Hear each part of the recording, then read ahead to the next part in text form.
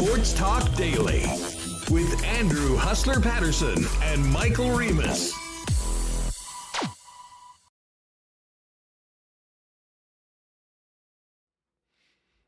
Hey, what's up, everyone? Hope you had an awesome weekend.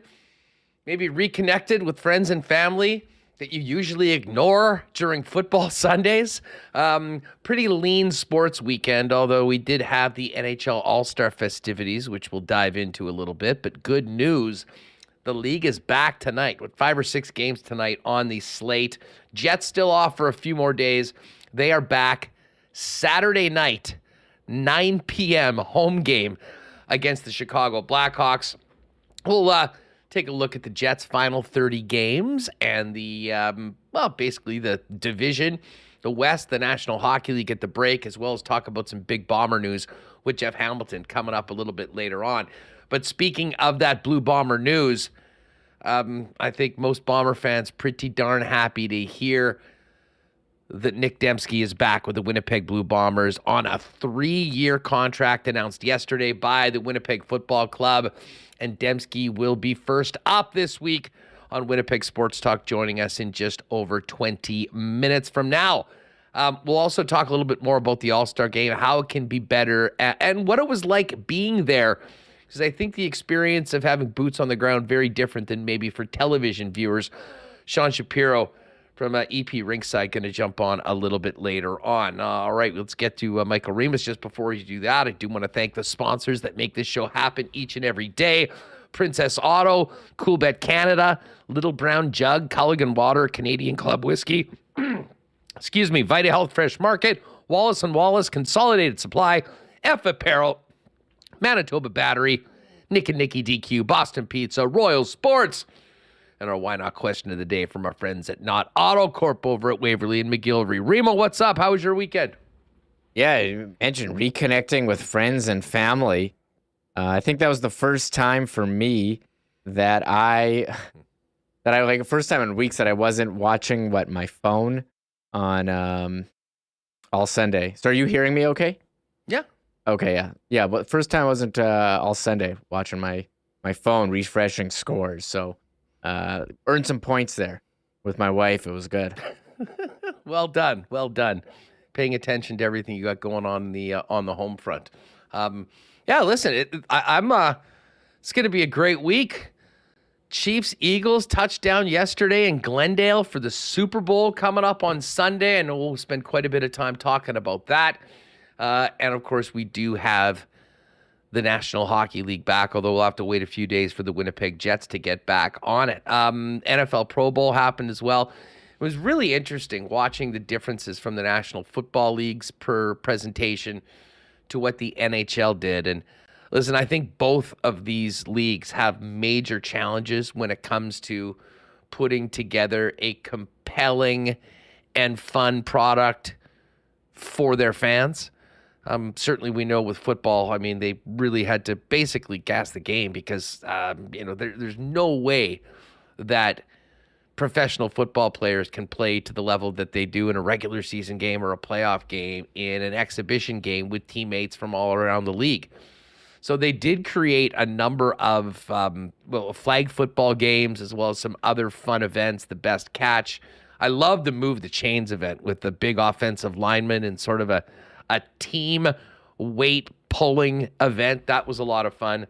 But Remo, of course, I think most people in our chat room and listening to this podcast and show, probably if they watched anything, paid attention to the NHL All-Star Game. And first off, I got to give a shout out to Josh Morrissey and Connor Hellebuck, great representatives of the Winnipeg Jets, especially Morrissey with that pink suit he rocked for the event on the weekend. Certainly one of the best dressed guys out there. And then both took part in the All-Star Game. Central Division won their first game and then ended up losing to the Atlantic in the final. But overall, there was some good, there was some bad. What did you think of the NHL's All-Star festivities, Reem? Yeah, well, I thought the skills competition, normally a highlight for me, Hustler. I didn't think that it was particularly great. Do you want to start getting into our likes and dislikes from the weekend, or how should I do this? Let's get after it. Nic Okay, Demski's going to join us in a little bit, but I know that you've had some takes on that game. Yeah, I do as well, but I'm interested in your thoughts, and we will talk about this a little more with Sean Shapiro, as I mentioned in the second hour of the program. So I'm seeing a lot of comments in chat, and we'll start off with Friday. Just the way they ordered it, I think, was hard to watch, where they would start an event and they wanted you to, and Sean talks about this later, we'll talk with him later about it, but they wanted you to they wanted to hook you in. So you'd start watching an event. You're like, well, I want to know how this event ends. And they would kind of sprinkle it through instead of just starting an event and finishing it. I think that just pissed people off. They had the two events outside of the rink pre-taped. I actually liked the dunk tank one. I thought that was cool. My highlight for me from that was Shesterkin going at it with the goalie stick. These guys with the goalie sticks are really impressive. And you saw that in the Tendy tandem. This breakaway challenge, when did it turn into how can we create a skit that ends in a breakaway instead of actually showing off some skill? Because look, you're not going to find a bigger Adam Sandler and Happy Gilmore fan than me, Hustler.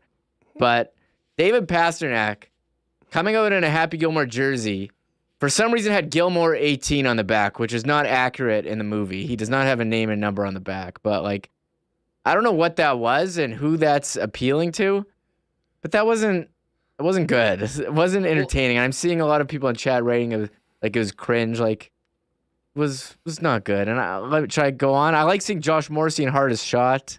McDavid going 4 for 4 with the fastest time was probably the highlight of the actual skill portion, but there wasn't enough display of skill, and it was a lot of waiting around. And as far as the breakaways go, I don't know what you can do with this event other than maybe just cancel it.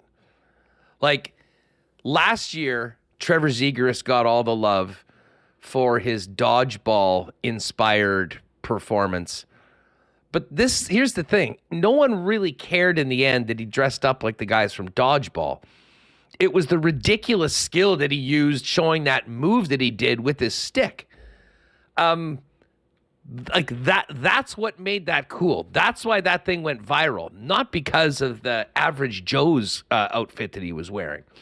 So it's cool that Mitch Marner dressed up like one of the Miami Vice guys and he looked awesome. But you still have to do something noteworthy when it comes to the breakaway. And the same thing with the Happy Gilmore. I mean, if you wanted to do something cool that people remembered as far as the actual breakaway, I think it would have resonated a lot more. But right now, I try not to use that word cringe. I think it's way, way overblown. But it was appropriate at a few points in the event. And I mean, to me, and we've talked about this a little bit before, I would love to see a bigger competition of the things that people really do like and come for. Hardest shot, fastest skater. They only have 4 or 5 guys in both of those events. I mean, if you really wanted to make it great, I think you get representatives from all the teams in the skills competition. And that, I think, would open up more spots for legitimate all-stars as far as guys that are only there because their team has to have a representative. But I did there are some neat things that they're doing, like that golf bit was actually pretty neat, although obviously pre-taped beforehand.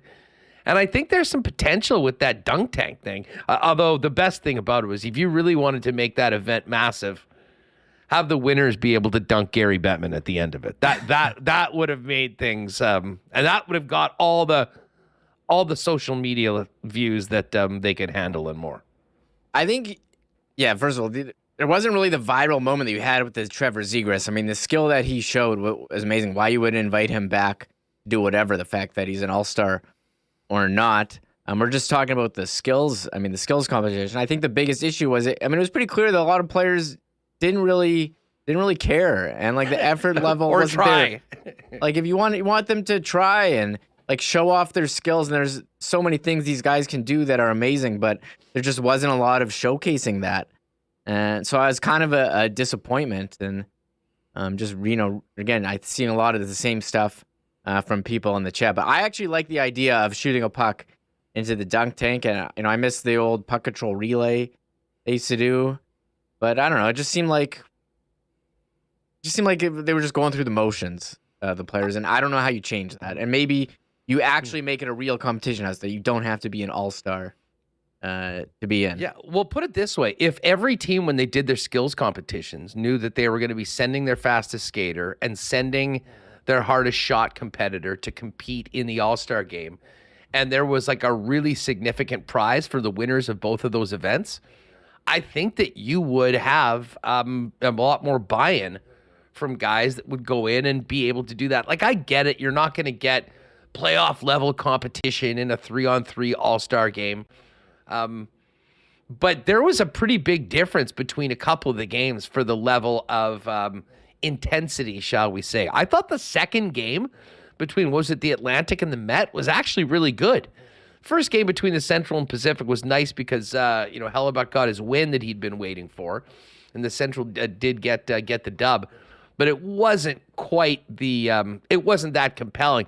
That second game was really fun. And the final was a little bit of a dud as the Atlantic sort of ran away with it a little bit. But overall, I mean, if there's just a way you could get these guys to care and try a little bit more, and I don't know what that answer is, I think the product would be a hell of a lot better for everybody involved. I will say the biggest problem with the All-Star game wasn't that the effort level, that's where you get that at an All-Star game. It's kind of what you expect in terms of that. But the biggest problem was the jerseys. I couldn't tell which team was which. I was looking for Josh Morrissey on the ice. I didn't know if he was going to be in the white jersey or the dark jersey. So the white jersey was white with teal, and the black jersey was black with white. Like, they both had white on it. One was the front, one was the back. Like, did they not test out what these would look like on the ice together? They had the same pants, same helmets, same socks. And then the white jersey had these teal numbers, so you couldn't even, like, these light teal numbers, you couldn't even read them. So I think we talked with Dennis about, the worst, like, jersey to call a game. Like, they don't test these jerseys for broadcast or for TV. And I thought the All-Star jerseys were awesome. They look cool. There's no doubt. I love the look, but they were the same color, and you couldn't tell. So again, I'm looking for which one Morrissey is, and I didn't know what team he was on. So usually, they have 4 jerseys, one for each division. I don't know if Adidas, it's the last year their deal with NHL, they're cheaping out, not designing 4 jerseys. But it was kind of disappointing that they didn't have, or that you just couldn't tell. Like, why did they both have to have white? Make one black and pink? Is it because they didn't want to put pink in, Huss? I think that's maybe what it was. They didn't want to make one of the jerseys. Well, pink. Ivan Provorov on the committee or something like that? They didn't want to. It was teal, and I mean that's what it was in '97 with their jerseys they modeled after, and they kind of just went off of that. They made it was white and teal and purple and black. They couldn't do a hot pink and black jersey. So like you're watching, even the commentators, like Chris Cuthbert and the guys, were talking about how it's a bit of a. They said, "quote bit of a disaster here," and Kirill Kaprizov is passing the puck the opposite team. And they're noting on the broadcast that he was a jersey malfunction there, clearly. So that was a disaster. Here's one other thing. And listen, Chris Cuthbert is one of the best that has ever done it. Yeah. He is, an elite all-time broadcaster for our generation. There's no way Cuthbert should have been the guy doing at least the skills competition. If you want to put them and have your top broadcasters doing the game, okay. But if this is an event that's supposed to connect with the youth and sort of be young and be cool, you need an entirely different group of people calling that game on Sportsnet or calling the skills event on Friday night. Because it seemed like they were trying so hard to put over what was going on, but didn't believe a word that they were saying. It became very awkward. Like, listen, PK was in a couple of those skits, and I know he was down on the ice. You have a guy like that, maybe a couple other younger people, mix it up a little bit, maybe some new faces. Listen, I know it's a Sportsnet event, but I mean, you think about some of the bar down guys like Jesse and whatnot. I mean, that would be great to have in on the broadcast. And they didn't have a lot of that. I know it's a big NHL event and they want to put their best foot forward and have their best commentators or broadcasters on.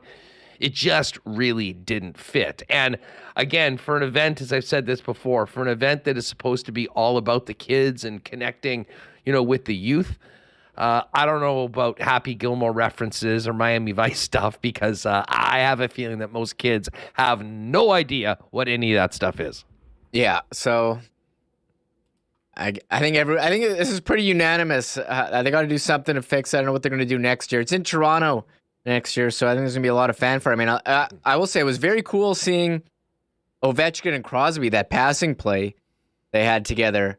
I mean, that kind of stuff's cool. I'm not crazy about, we've kind of seen it before, like bring a kid on the ice and have him do a breakaway. I'm so out on that. No offense to Sergei Ovechkin, but like they did that last year with Jack Hughes. Like, you see that, let's put a kid on the ice and it'll be so cute when he goes and shoots the puck. Like, I like kids a bit more because, I have one now, so I can comment on this, Huss. But like, you're an expert. I'm here to see the all-star skill.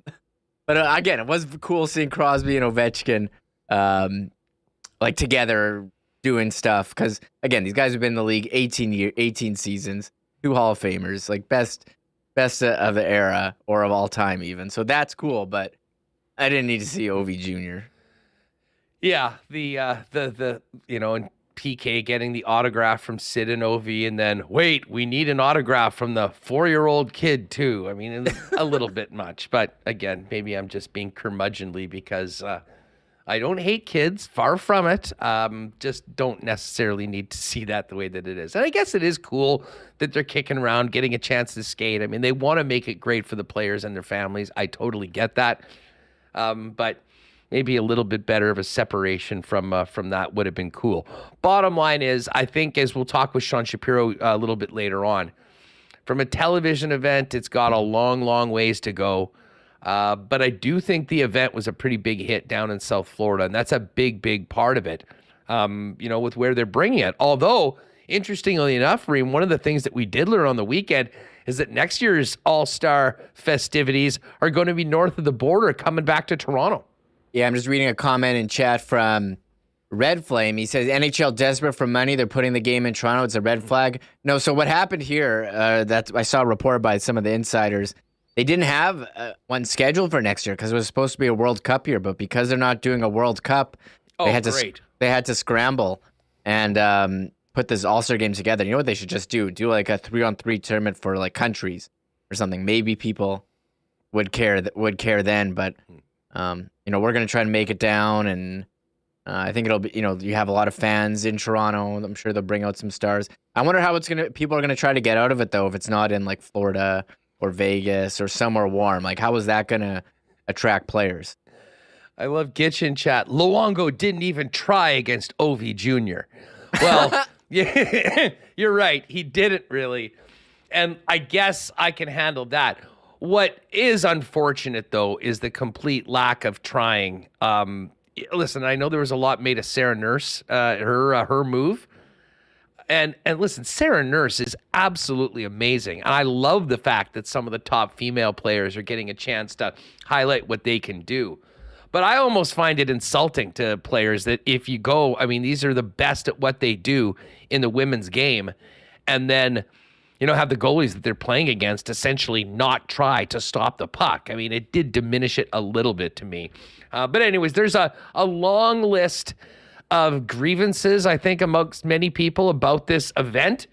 That being said, I think there is potential, and hopefully for next year, we might see some significant changes to make it as good as it possibly can be, given the restrictions that they do have with maybe going out and getting a great, fun, competitive game the way we remember when we were growing up.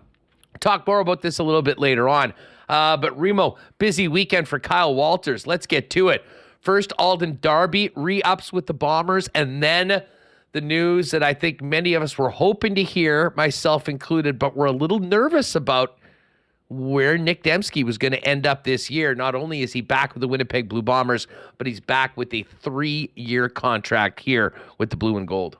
Yeah, I saw the Alden Darby news, and I was definitely excited to see that. I remember last year when he signed with Hamilton, and they had to trade for him, through the season, brought him back, and the quote for him on the Bombers website, Huss, is, "This is my home." So he feels a fit here with the Blue Bombers. So I was pumped for that. But then, I was driving around, looked at my phone, and I saw the tweet that Nic Demski was back, and I was like, "Whoa!" Like that's a big signing.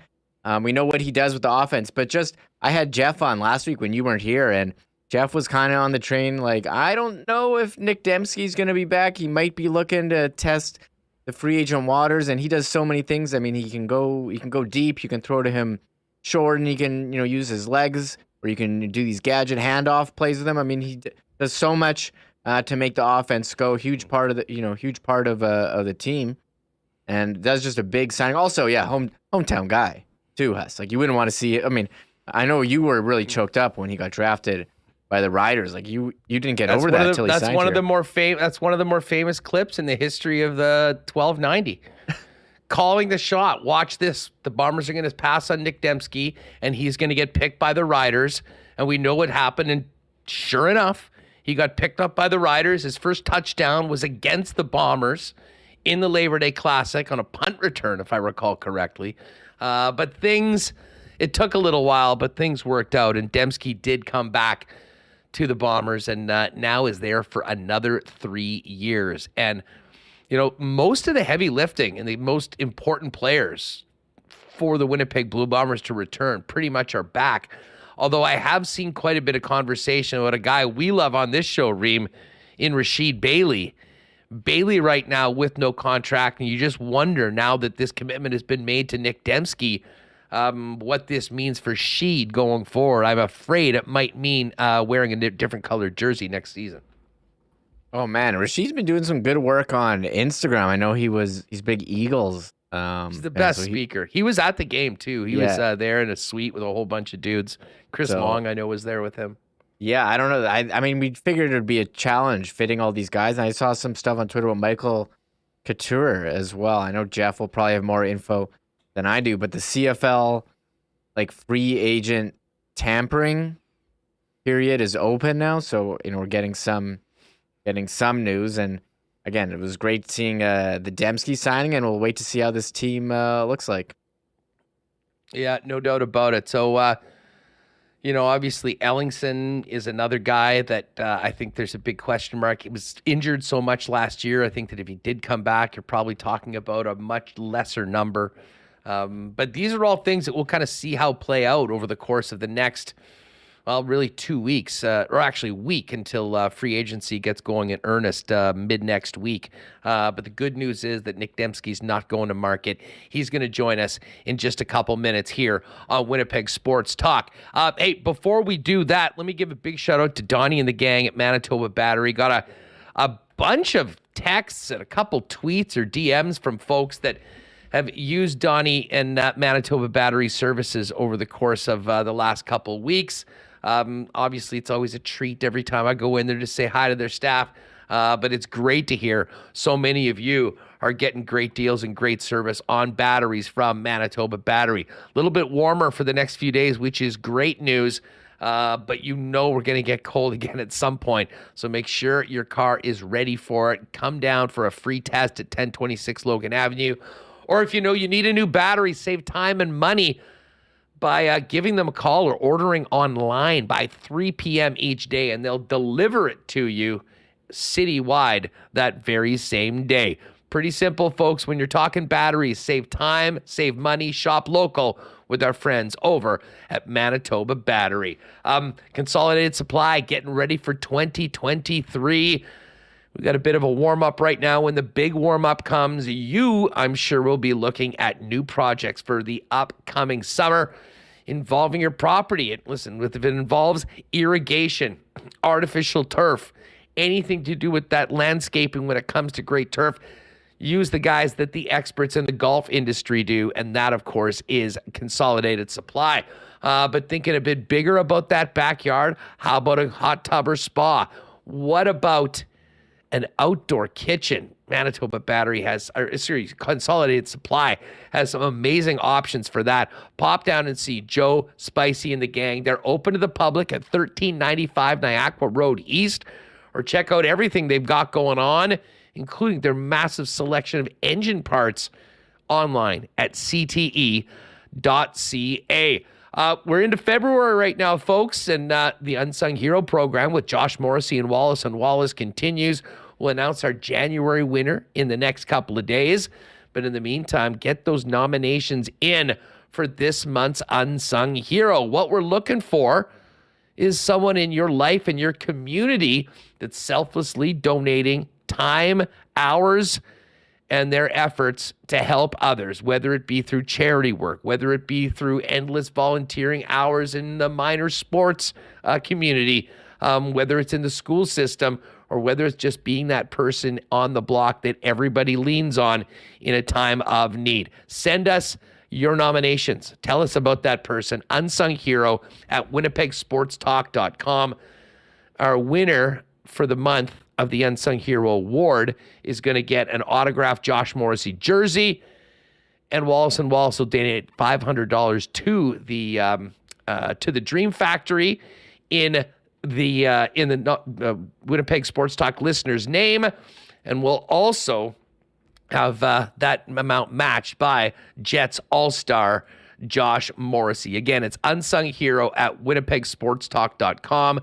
And we'll let you know the winner of the January one coming up in a few minutes. And just before we get to Nic Demski on WST, give a shout out to our friends at Vita Health Fresh Market. If you're looking for great prices on natural or organic supplements, beauty products, and groceries, 7 Vita Health Fresh Market stores have you covered, or shop online at myvita.ca. Gang, February is Heart Month. It's crucial to support this vital organ with omega-3 fatty acids. We can't always get enough in our diets, so supplement with RX omega-3 fish oil by Natural Factors.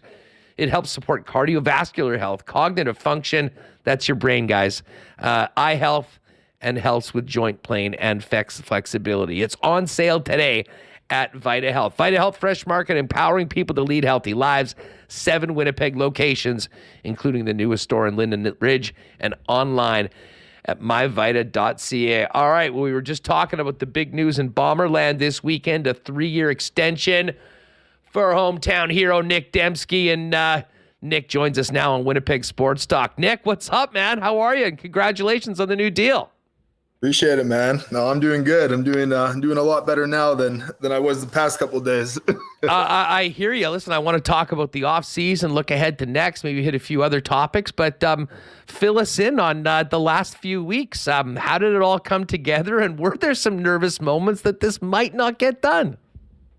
In this business, you just never know kind of what's going to happen. So yeah, there were a couple nervous moments, but at the end of the day, I kind of always knew deep down that, this would get done and this is where I need to be. So there's a lot of, momentum that was raising these last couple of weeks. So, there's a lot of hope and a lot of optimism towards it. And, I'm just happy it got done. Hey, how does the whole negotiation work? Do you have an agent? Is it someone that they basically do all that and just kind of keep you abreast of what's happening, or how involved were you in it? Yeah, definitely. I mean, I have an agent. So, I mean, he did the most of the work for me. He just would kind of report back to me and kind of be a middleman, if you will. So, he did a great job. And, again, I'm just happy that both sides of the party could come to agreement and lock me in for the next 3 years.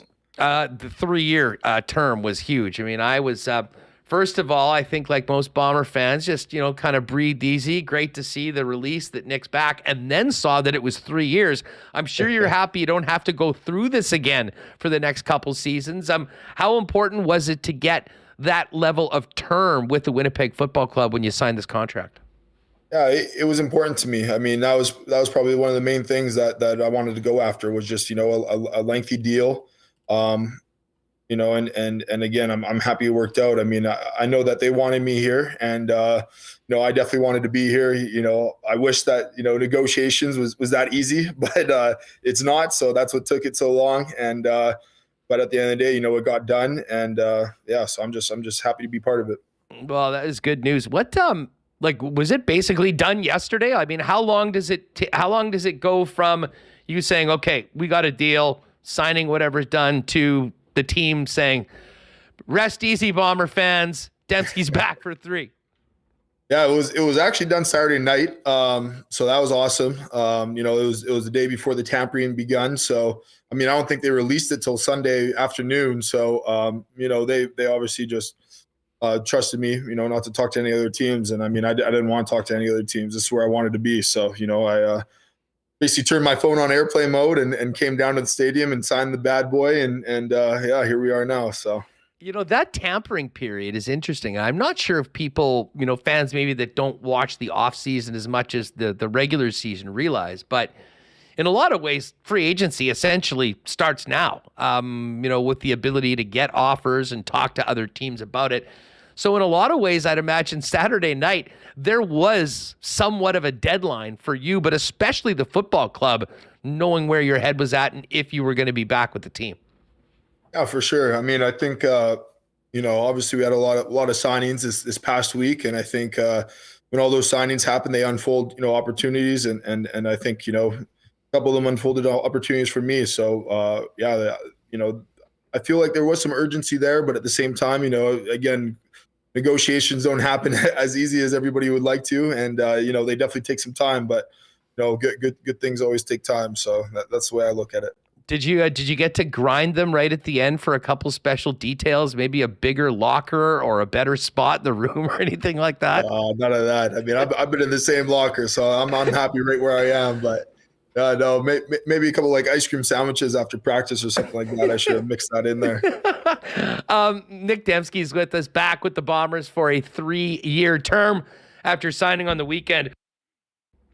Nic, ever since the season ended, as we looked into this offseason, it was about, seeing what Kyle Walters could do in keeping this group together. I mean, you guys have raised the bar here in the city, have had such great success, came so close in last year's Grey Cup from making it a three-peat. How would you describe the will of you and your teammates to be a part of this again next season going forward and really kind of starting a campaign of little unfinished business considering the way last year ended? Sure. And I think that's the extra motivation to get everybody, back together. Obviously it's a new season when 2023 hits, but at the end of the day, I mean, this has been a long off season with what we could have had. So I think that plays a little role or a little factor in the back of everybody's mind. And, everybody's been talking. I've been talking with guys kind of on and off throughout the off season and just kind of the extra little motivation, just a little extra message of why we train and why we work hard. And yeah, I can't wait to get back in the locker room with those boys during training camp and start preparing for a new season. How long did it take you to get over the loss to Toronto in the Grey Cup? Have you yet? And have you watched the game? I have watched the game. Yeah. Took me a while to watch the game, honestly. When I watch football games now, it's not really like I don't really watch them like a fan, CFL games. I'm really studying and kind of seeing what's going all on.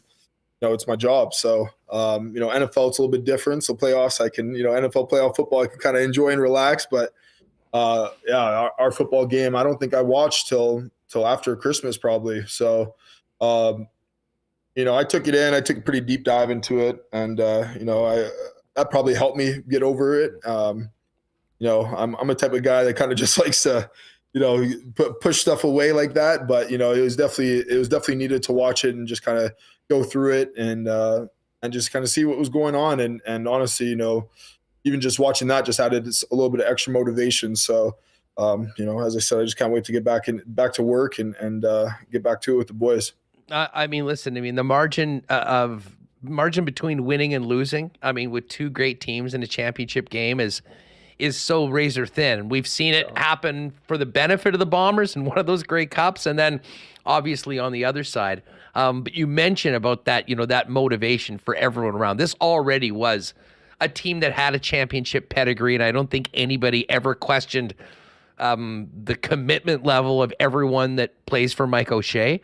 But I would imagine that, what you guys have accomplished so far and how close you were to the three-peat, but knowing that that can be a blip if you're able to come back and win again is a huge part of not just your decision to stay here, but Kyle Walters, Wade Miller, everyone trying to keep this group together that has, basically created a culture of winning unlike anything we've seen here in a long, long time.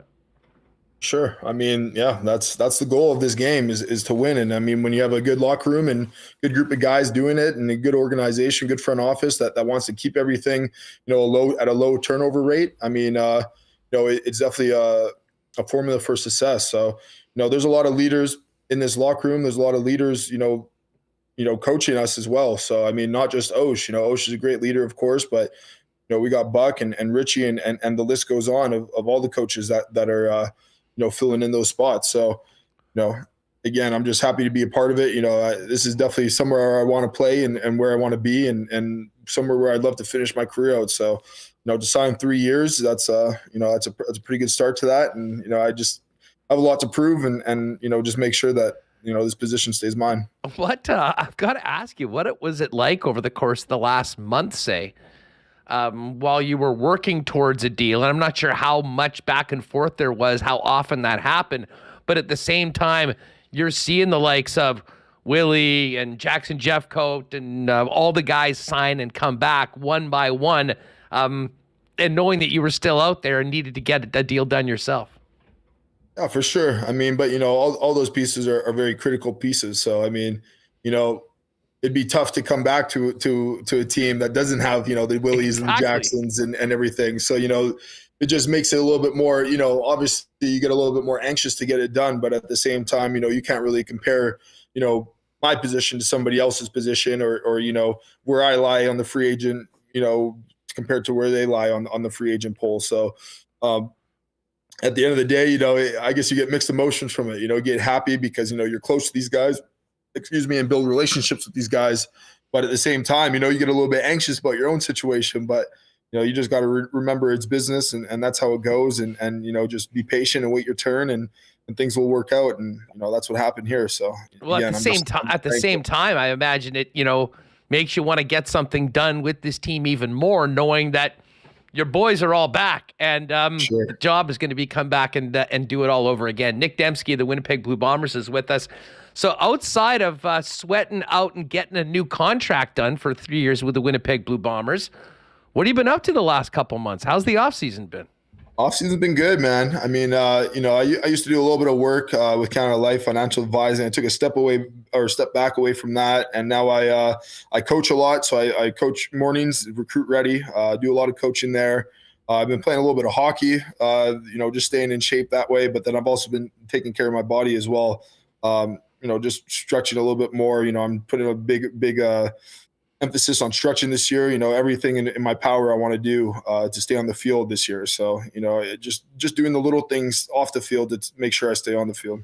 It's funny you mentioned that because we were talking with Jackson Jeffcoat last weekend, and he talked about how when he was younger, he was just trying to put on weight. He was basically spending 90% of his time pushing plates and whatnot. He says now, even with the position that he plays, it's way more about flexibility, keeping your body healthy. I mean, the focus is different now at this point in his career than it was earlier on. How has your training changed over the years, and is it significantly different today, knowing what you know now and having been through the grind of a number of professional seasons? Yeah, it's a little bit different. I mean, I think everybody, back when you're a little bit younger, you're always trying to, push for the big numbers and push for the big weights. And, that way you can send it off to universities and colleges and stuff like that. But, ever since I've been a pro, it's more, just about the reps and the movements and the flexibility and making sure I get the full range of motion, So I try to obviously still stay elusive out there and explosive, but at the end of the day, I mean, it's a lot more kind of looking after your body and making your joints feel a little bit better rather than, just trying to lift the whole stadium, right?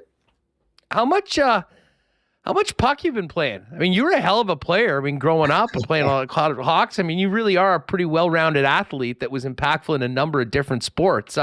Now that football is your focus, but you're out. I mean, are you on a team? You get out there regularly, or are you more in a guy that just dominates the ODR with the fellas? You know what? I haven't played. I mean, I did ODR. When was it? Boxing Day. That's probably the last time I was at the ODR. Other than that, I mean, I play every Wednesday and Friday with just a good group of guys, and really, it's no refs. We just rent the ice and drop the puck and just kind of divide ourselves in the team and just play. So, I mean, that's kind of more my speed right now. I mean, I'm not trying to make it to the show or anything anymore. Those days are over. So, beer league, there's still some of those guys out there that try to prove you wrong and still get their last chance. So, I try to stay away from that a little bit.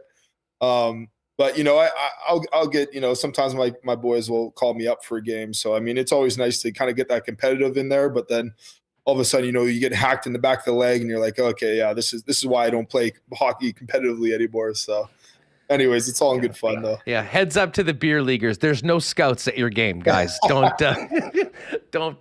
worry about it. Did you get out of Winnipeg at all? You getting anywhere warm, or just been grinding it here on a day-to-day basis like the rest of us? Yeah, definitely been grinding. I mean, it wouldn't be a Winnipeg winter without the grind. But yeah, I've been to Moose Jaw, did a football tournament out there. So I mean, if that's getting away, then I've done that. But I'm going with my fiance. Actually, I'm going to Phoenix in February 23rd. So that'll be at the end of the month.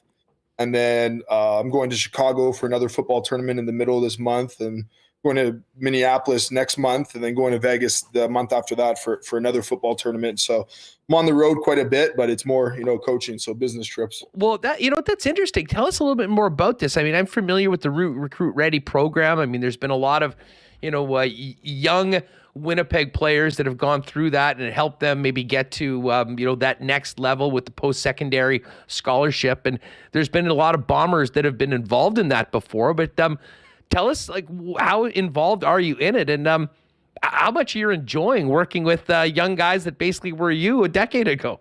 Well, that's the reason why I do it, man. I mean, football in Canada, I mean, it's definitely growing and it's definitely getting a lot more eyes on it. But I just feel like, we can still develop these kids, more and more each year. And, I know I play football at a high level and I love giving back. I mean, if I can give back as much as I can, then, that's what I'm going to do. So, I go out there, I coach 3 to 4 times a week. I coach all the way from, there's a couple of grade 7s on my team. There's some grade 8s, grade 9s, and then or majority grade 9s and grade 10s. And so we do 7-on-7. So we do a lot of development football, but we also do a 7-on-7, which is just passing. Basically like Pass Skelly for all you football guys out there and women, but basically just 7-on-7 Pass Skelly, and you go down, you play against other teams in the States. Pylon runs a lot of these tournaments. So yeah, we go down there and compete, and it's awesome. I love doing it. I love the competition part. I love how it, keeps my mind into football, but at the same time, it's just a way of giving back to the kids to, getting that chance. And, one thing that I like to tell my kids is like, when we go down there might be faster, there might be bigger players than you, but I'm going to make you into the smartest football player that you could possibly be. So that's kind of our formula, I guess you can say, is making smarter football players that are going to understand the game and understand the whys, not just to do. So you've been an athlete your whole life and been involved in a bunch of sports, but obviously football has become your occupation. Now you're coaching as well. I mean, the good thing is we don't really have to worry about this for a while because you got a new 3-year deal with the Winnipeg Blue Bombers, and certainly a lot of tread left on the tires. But is coaching something that you think you might do seriously once you finish playing? And has this experience with Recruit Ready maybe changed the way you think about that as a possibility for post-playing career? Yeah, I've been doing it ever since I guess it would have been after the 2019 season was kind of my first year of kind of running an offense on a team, and then slowly been a head coach, I guess, on this whole other team. We used to have one team, now we have 2 teams. So Yeah, I mean, it's a lot of fun. I love coaching. I love interacting with the kids. I love being around football, and I love just kind of being a role model and just going in there each day and trying to prove to these guys how much better they can be. I love motivating kids and kind of getting the full potential out of them. So I mean, that's the reason I coach, and I feel like that's the reason why anybody should coach. So I mean, if it's in the future plans, who knows? It'd probably have to be the right opportunity and the right fit. And at the end of the day, I do hope I play football for hopefully for the rest of this contract and maybe even another contract after that. So, it just matters where the cards fall when the time's right. Have you dropped any good O'Shea-isms on your young football players on your squad? Does any Osh come out of Nic Demski when he's in a coaching role? Probably a little bit, honestly. I mean, I'm sure half the time when I'm talking to these kids, I kind of just black out and just say what I know. So I've learned a lot from Osh, and he's taught me a great deal of kind of just the IQ of the game, and that's the philosophy that I've been trying to get these kids on. So yeah, I'm sure a little bit of OSHA has bleeded down onto me for sure. Hey, before we go, you mentioned NFL playoffs. I've got to ask you what you've thought about the play. Do you have a team, by the way? Is there one team that you are a fan of? I do. So I'm a big fan of a big fan of Marshall Falk. So LA Rams, they were the St. Louis Rams back then, obviously, but LA Rams are my favorite team. The greatest show on turf. Well, you had your year last year. They're not here anymore. And we got the Chiefs and the Eagles. What have you thought about both of those teams that they've gotten to the big game? I love an underdog story. So I was really rooting for San Fran. Obviously, with their injury problems and what happened that last game, Philly did their thing. So I'm going to have to go with Philly, Now, what have you thought about the Chiefs? I mean, that AFC Championship game was, I was joking. I was at it. It took me about 2 or 3 days to warm up from it. Oh, way. Awesome. And to be honest, I was prepared for that game from your game against the Riders in the West Final 2 years ago. And it seriously was that cold, Nick. But, man, Mahomes on one leg, down 3 receivers in the second half. I know the refs got a lot of the oxygen on it, but pretty special player and a wild, wild way to finally get over the hump of the one team that had really haunted Kansas City the last 2 seasons. Oh yeah, no, I love watching the Chiefs offense. I mean, they're just explosive. They're really good at finding holes and finding the zones. They're creative, and I mean, Patrick Mahomes, he's a baller. But yeah, I mean, I just gotta give it up for the Eagles, man. They've just been dominating all year. I love watching their defense play, and I also love their offense too. Their offense is super creative as well. As you can probably see that theme, I'm definitely more into the creative side of stuff. So I just feel like the Eagles, they just use every player on their field. And I feel like, I just really enjoy watching them play. And I'd love to see Jalen Hurts get us for Super Bowl. Yeah, well, it's going to be a hell of a game. I will not ride with you on your lean or your pick for the game on Sunday. But I'll tell you what, I mean, this could end up being, certainly, I mean, right now it's a 1-point spread. I mean, we're basically talking about one of the most even matchups, at least on paper. And I think a lot of that goes to giving Mahomes so much credit for how brilliant he is. But if you really break down the 53 on both sides, the Eagles at some very important positional areas have an advantage, and it should be awesome. Listen, Nick, thanks so much for the time. I know everyone was fired up to hear the news on the weekend that you're back for 3 more seasons in blue and gold. Best of luck with the kids coaching and your trips over the next little bit, and can't wait to see you back at IG Field with the fellas, looking to take care of some unfinished business when we get going with this season.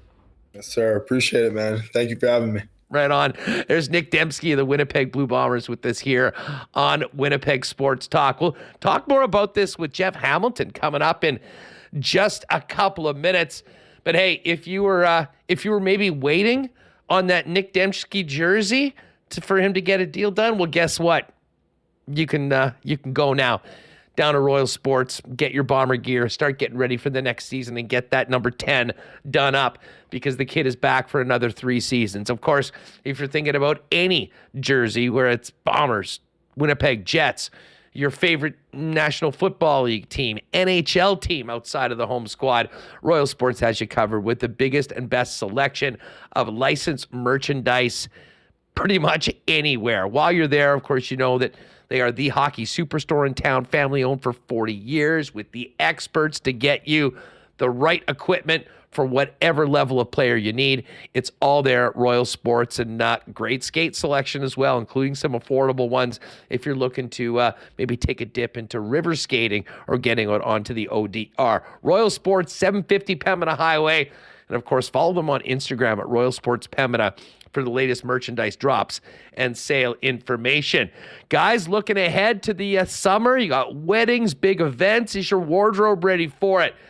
Well, if it's not, one place to go get the best deals on custom suits that will fit and look great is Andrew and the guys down at F Apparel, 190 Smith Street downtown. They're the leaders in custom suits for men, beginning at just $400. They've also got custom shirts, both tucked and untucked styles, dress pants, golf pants, chinos, and more, and a huge selection of men's accessories. And if you're involved in a wedding party, talk to them about a great deal for a discount on the entire wedding party when you get your suits at F Apparel. And folks, if you've got a 2023 grad in the family, pop on down to F. You get a custom suit for his graduation from F Apparel that he can use years into the future. You'll also get a free custom shirt and tie valued at $150. F Apparel, 190 Smith Street downtown. Check them out or make an appointment online at EPHapparel.com.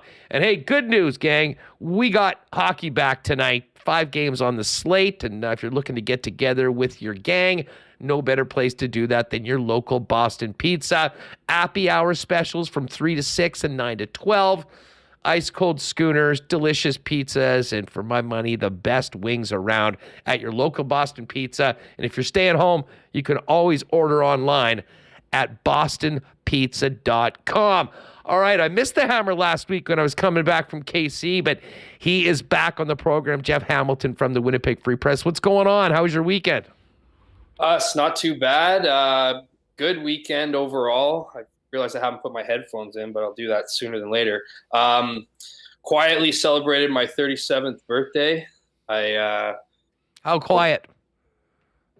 Really quiet. A few family things, nothing crazy. Just an easy weekend as I like them. But I got a chance to take in on my couch, of course, the All-Star festivities. What a boring event that is. Holy smokes. But outside of that, overall, just a good weekend, man. How about you? I missed you last week. Well, you were freezing your can off down there. Yeah, well, I was, listen, I was in great spirits. I said to Reem, I knew in the fourth quarter when things were getting so tight, and frankly, the Bengals had a lot of momentum, the next day was going to be either one of the most miserable days of my life, doing a 12-hour drive knowing that the team had lost, or I'd have a bleep-eating grin on my face, and it could have been a 24-hour drive, and I wouldn't care because the game went the right way, and that was the case. No, it really was fun. It was a game I'll never forget, and atmosphere incredible, and it sets up a great matchup in the Super Bowl on Sunday, and we'll get to that in a few minutes. We just had Nic Demski on. I wanted to talk some hockey with you and Jets, but we may as well start there. I know, you had thought that, this might not get done. What did you make first about the Bombers being able to get Demski to sign not just a contract, but a 3-year deal? And from what you're hearing, how close was this to maybe getting into the tampering period? Nick said it got Saturday night it got done, basically right at that pseudo deadline. Yeah, well, to address some of those things, my earlier thoughts with Nick in general was not so much that I didn't think he was going to re-sign with the Bombers. In fact, I would argue that Winnipeg, for even, less money than some other destinations across the league, is beneficial to Nic Demski. Just, obviously being a Winnipeg native, just having a little, more of a legacy here, working within the offense, Buck Pierce's offense, of course, being thrown to by Zach Collaros. There were so many different reasons that you could list why it would be a benefit for Nic Demski to stay in Winnipeg. But I just always thought he was one of those guys that, would have his interest piqued from seeing what his value would be, just to see what other teams wanted, or thought of him, right? Or just kind of go through that process. It's not, I'm not trying to paint him as an egotistical guy or anything like that. Just at a guy with, at a pretty important stage of his life with, one more contract at this 3 years, obviously, and we'll see what happens after that. But it's a pretty critical time of his life and his age, and whether that's starting a family, and he touched on those things as well, and getting married and stuff like that. With the I don't think he's married, but I think he's got certainly has a long-term girlfriend and whatnot. Yeah, fiance. He just dropped on the program. Perfect. I didn't get into when that was. So those are big decisions, right? So but again, like I just felt like there was potential, even just to look at the mirror, or sorry, look kind of behind the curtain and see what the options were and see what his value was. But I also always said this: I could see him being the guy that would go right down to the final day. We saw that, I think, in his last contract. It was 2 days before free agency. This time, obviously, hours before the window opened up, the legal tampering window. So, all in all, I think it works for both sides. As I tweeted out this morning, from what I understand, it averages around the $190,000 mark. Which I think to some is a deal that you got an elite Canadian receiver in this league for under 200. Other people will look at his health status and his maybe a few injuries over the last few years. But all in all, I think it's a great place for the Winnipeg Blue Bombers and for Nic Demski, and a big piece of certainly this season as they look to get back to the Grey Cup and avenge a loss to the Argos last season. Yeah, I mean, listen, averaging out to 190, I mean, I think that is a pretty great deal. He's got the security knowing that it's a 3-year contract here in Winnipeg, in a place that I think off the field, he can certainly supplement that income both through sponsorships, promotions, as well as what he's doing. He just kind of laid out how active he is in coaching youth football with the Recruit Ready program. So, listen, it was big news. Alden Darby also signed on the weekend. So who's left, Jeff? I mean, now that we're getting into this period, I mean, who are the key guys unsigned from last year's Bomber team that you're paying close attention to as we get closer to official free agency? Well, I'll say this, I'm thankful that the Bombers waited until Sunday for my Friday online Saturday piece to drop about 5 players that they should, look into during the legal tampering period, because before they signed Nic Demski and Alden Darby, those were the 2 holes, right? I mean, heading into it looks like Dalton Schoen's going to be back. At this point in time, history would suggest that he's not going to get an NFL deal before February 14th. So, he comes back. But for a while there, with Nick not signed, you really only had, Drew Wolotarski and Brendan O'Leary-Orange that were officially under contract with no real concern they were going anywhere. But then, Nick obviously signs, and that kind of helps, obviously, the receiver situation and Dalton Schoen being back. And then I thought the strong side linebacker was an important position for, and one in which the Bombers could fill through free agency. I mentioned a couple guys, in that list, guys that probably weren't going to come here for a discount by any stretch, but a position nonetheless. So now that Alden Darby and Nic Demski are there, I'm still looking at 2 different positions.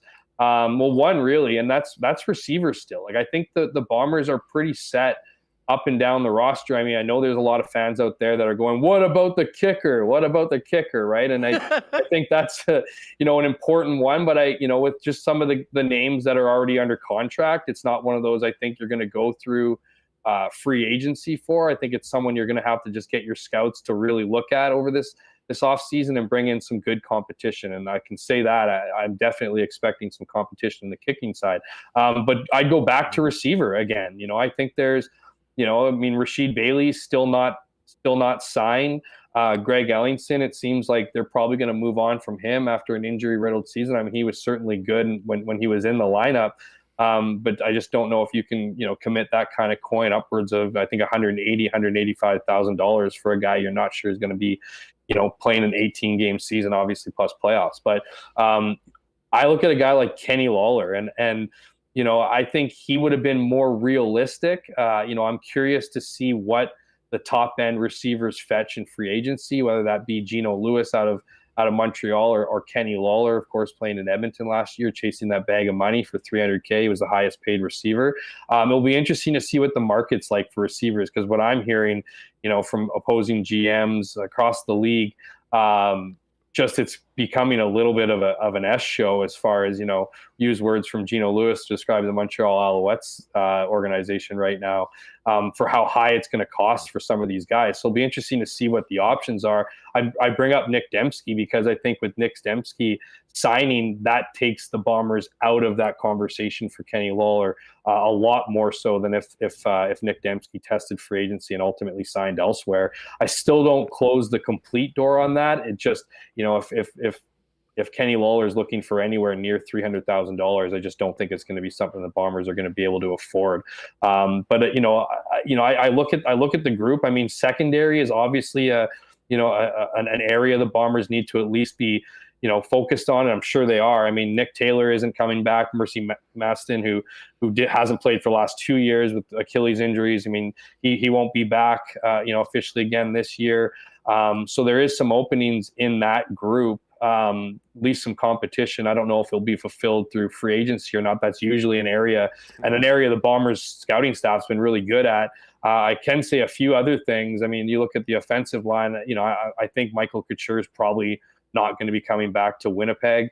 That's a byproduct of having, that much depth on the offensive line and seeing what Chris Kolankowski could do last season in relief of Michael Couture. And then of course Tui Eli, another guy who the Bombers are familiar with. They've not technically re-signed but brought back after a year, I believe, not playing football. He's also capable of playing center as well. But I think if you're a Bombers fan, you got to be pretty happy. I mean, it would be nice to add a couple more pieces here through free agency. It'd be nice to get it on some of the big names, but Kyle Walters and company have just been busy over this offseason, bringing a lot of those key contributors and talent back to the roster. So it might end up being a quiet one, minus a move or two here, and maybe later in the week of free agency rather than the day of. Hey, you just mentioned Tua Eli, and it was very interesting. He signed a multi-year deal. I can't remember whether it was 2 or 3 years, if I'm not mistaken, earlier in this offseason. And as you mentioned, he was a player that we didn't see last year, and we hadn't seen up until the Grey Cup the year before, because of course he wasn't vaccinated and wasn't able to travel and go on the club. Where has he been? And I don't know. I found that a little surprising considering the way things ended beforehand. But they obviously believe that this young man is a guy that can definitely contribute going forward. Yeah, I can't tell you a thing about what he's been up to or what he's doing or what he looks like. I mean, even the impression I get from the Bombers is they're not 100% sure. So, but I mean, I'm sure they've done their due diligence a bit more than that. However, I mean, you're right. I mean, this was a situation over vaccines, and I don't know the exact religious beliefs that Tui had or what exactly that came to be or whatever. That's no longer an issue now, obviously. And I know they had a lot of respect for him. I mean, they really, really like this guy. They've liked him for a while. And so maybe this is as much, assuming of what he was like is what he'll be like, maybe even better, who knows, come training camp. But that's, kind of the beauty of being on the management side of things in the CFL is that, you can invite who you want to camp. You don't necessarily have to keep them. So we'll see. I think the answers to those questions, Huss, are going to come more likely in May, and I won't be able to give you the good ones, in February. Hey, just before we move on from the CFL, give us some predictions, thoughts, what you're hearing when it comes to the quarterback carousel now that Bo Levi has signed, sealed, and delivered with the Ticats. Yeah, like once that domino fell, I mean, I think it threw things into, it's interesting, right? In the media, we kind of put people in certain positions based on availability, based on, skill in the past and, what they've done in the league. And I mean, that makes a ton of sense. But to me, it never made any sense for a guy like Dane Evans to go to Saskatchewan. It just, you look at what happened with Cody Fajardo and, how I guess the football machine that is Regina, got to him by the end of the season, right? It seemed to really weigh on him the last couple of years, and just what we know about Dane Evans and, and to credit to him for coming out and talking about some of the mental health struggles he's been through. I've said that a lot and I have a ton of respect for him doing that. I just don't know if Ryderville is the perfect place for him to be and what will be a pretty important bounce back year for him.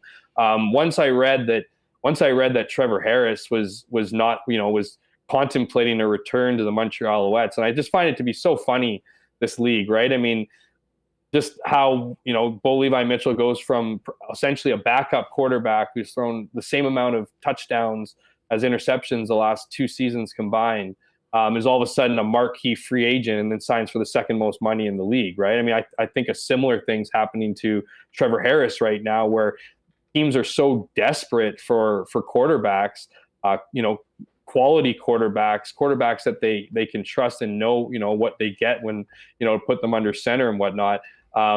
Trevor Harris all of a sudden becomes a massive piece of the puzzle for, in my opinion, for a Saskatchewan Roughriders team that desperately needs a quarterback, a staff that desperately needs a guy under center who knows what he's doing, that you can build an offense around. Because let's face it, I mean, with Jeremy O'Day, Craig Dickinson, and a rookie OC, I mean, you got about 9 games to figure it out this year before, because if they don't come out hot or out to a strong start and, they're bumbling by midway through the season, I think you got to probably can the whole group. And so that's the pressure that's on them. And I think that's the situation that opens up to a guy like Trevor Harris, who, a year and a half ago was trying to find his team after his stint with Edmonton, right? So things seem to have worked out in Montreal, obviously, and they could very well work out in Saskatchewan. I mean, as Justin Dunk reported earlier today, I think it's just, I've been calling it for weeks, the obvious and smartest choice. They're packaging, putting a package together to get his services this year, upwards of $500,000, what I'm hearing. And, and not promises, but talks about how they plan to go deep in this free agency. That's the reality for Saskatchewan right now. I mean, that's not to take away from some of the work they've done. They signed Lanier and Pete Robertson to deals, so they strengthened their defensive line overnight, just like that. But if you look at Lanier, like, the guys had to pay. They made him the highest paid defensive lineman in the league. It's almost kind of bonkers. They're going to have to overspend to get guys after the season they're in. We saw it with Drew Desjardins. He's a guy that certainly listened to Saskatchewan and was offered more money in Saskatchewan, but probably didn't get him. I think that's going to be a similar situation for Michael Couture if they go after him, which I don't see why they wouldn't. But anyways, back to the quarterback situation, I just think it's one of those things where they promised Trevor Harris a couple different things. And for a guy like, if I'm Trevor Harris, I mean, I'm at this point in my career, I mean, you don't really have much more to prove. I mean, you could certainly argue the Grey Cups and whatnot, but I'd be signing for the most money as I possibly can, because at this point, I mean, he's probably a year-to-year guy, and Saskatchewan would be the ideal spot. That would open up a position for Dane Evans to be in Montreal, which I think would be a good position for him. Again, some of the things we'd mentioned, some of the struggles he went through, it would be a lot easier to, I think, start with a team like Montreal than Riderville. But where's Fajardo end up? Great question. I mean, I don't know. Like, I think it's, this whole idea, like, he could very well end up in Saskatchewan. I have a hard time thinking that could be a possibility, just because I don't know if you brought in a guy like Trevor Harris. I mean, if you get a guy like Trevor Harris, you're probably not going to be doing this dance where you say this is an open competition in week 1, because if you're getting Trevor Harris, you're telling him he's the starter from day 1. So I don't think that's a situation. I think at this point, barring like Montreal going after him and trying to build around him, I don't think that's possible either, because Jason Moss is there. And I don't think they have a horrible relationship, but he just got canned in Regina for running offense through Fajardo. And so I mean, if you're asking me where I think he ends up, probably as a backup somewhere. And even then, I just have no idea where that would be. What about Winnipeg? Yeah, I just think there's not, no. Because I don't think Winnipeg is going to will have the money to sign what I think Cody Fajardo thinks he's worth. It's not one of those $150,000 backup signings. I don't think. It might be a little bit more expensive. And I don't know. I think when you look at how Cody Fajardo handled himself throughout last season, it doesn't exactly scream Blue Bombers football. And the examples I would point to immediately would be, talking about going somewhere else when your playoff hopes are still on the line and your team is still playing. That just doesn't really dive well. And I just don't think Winnipeg would be an ideal fit for Cody and vice versa. It'd be a heck of a backup, but that being said, I think you do make some salient points. Although you want to get one over on your old club if there's no starting position available anywhere. There's a lot of guys that would love to be in a situation here with Winnipeg, because they certainly will be the favorites in the West going forward. One more thing. What what do you think is going to happen with Andrew Harris? Is that it? It's a great question. I mean, I wouldn't be surprised to see him, ride off in the sunset. I mean, this is, he came out and accomplished what he wanted to accomplish. He gave it back to the team that said goodbye 3 in a row. I mean, it would be the perfect ending. But there's a lot of other factors that play into retirement that go beyond, ideal, leaving. Like Andrew talked a lot about coaching during the Grey Cup week, almost to the point where it seemed like he was providing a sales pitch to the club and to maybe others out there about, being a player coach. Who knows? He seems real comfortable in Toronto. So maybe that's an opportunity. I got no insider information whatsoever. I would put, retirement up there as certainly one of the higher options at this point, just given what, he put his body through and had to put his body through to come back. But again, talking about how much he enjoyed that coaching part and helping out other players and all those things, who knows? Maybe he has another year in Toronto to play kind of that player, coach role. I will say this: I don't think Winnipeg is an option for either side. So if anyone's kind of hoping for a, one more year in Winnipeg after delivering a Grey Cup to the Argos, that ship's probably sailed. Hammer, let's hit Jets. Off this week, going into that game on Saturday night when they returned to it. 52 games in the books. 30 more to go. They're 1 point out of first place in the Central Division, although the Dallas Stars do have a game in hand. I know that it looked pretty ugly in that final week heading into the break. Josh Morrissey, with his performance a week ago today, with that incredible third period, I think really changed, the feeling around the fan base, and I would imagine the team as well going in. Sprint to the finish here with 3 more 10-game segments. They put themselves in a very enviable position right now, and I'm interested in your thoughts on what is in front of the Winnipeg Jets over the next 30 games, and then obviously a playoff run that they're highly probable to be a part of. Yeah, I think for them, their expectation is to continue to be in that fight for not the wild card spot, for top of the Central and arguably top of the West. And so to find yourself in a position to be within striking distance with 30 games, that's not exactly, a regular occurrence for Winnipeg per se. I know they've had some good years in the past. This one seems to be, obviously under Rick Bowness and certainly under the performances of a number of guys who have stepped their game up and really, really helped push the Jets to where they are. The expectation would probably be much of the same. They weren't happy with their entire month of January. They certainly had set a goal, to be in a better position than they are right now. I don't want to get too hyperbolic about the St. Louis game, but that was a big victory. If only for the fact that, it changed the narrative to the fact that we're talking about, something other than another loss heading into the break and then coming back and rebounding. That was, let's remember here, it was 2-0 for the Blues in the third period before the lights kind of came on for the Winnipeg Jets. So it wasn't exactly the cleanest game. I would argue they were the better team through 60 minutes, but it is what it is. Anyways, I just think it's one of those things where there's obviously high expectations. There's a lot of belief in that locker room, a lot of confidence. And maybe a bit of a wake-up call in January. It's one of those, they could have, obviously you want to collect more wins, you want to do better, but, I'd go as far as to suggest that it's better to go through some of those reality checks, if you will, wake-up calls, if you will, in January than in March as you get closer to the playoffs. You definitely don't want to be backing in. But that being said, the Jets certainly wish they were in a better position and should be fighting, of course, to be in a better position to play against. This is the year where the West feels wide open. It doesn't feel like there's a ton of juggernauts that are in their way, and they're certainly one of the teams that are being talked to, as a contender. So I don't want to say status quo, because there's certainly some things that need to improve, and consistency is at the top of that list.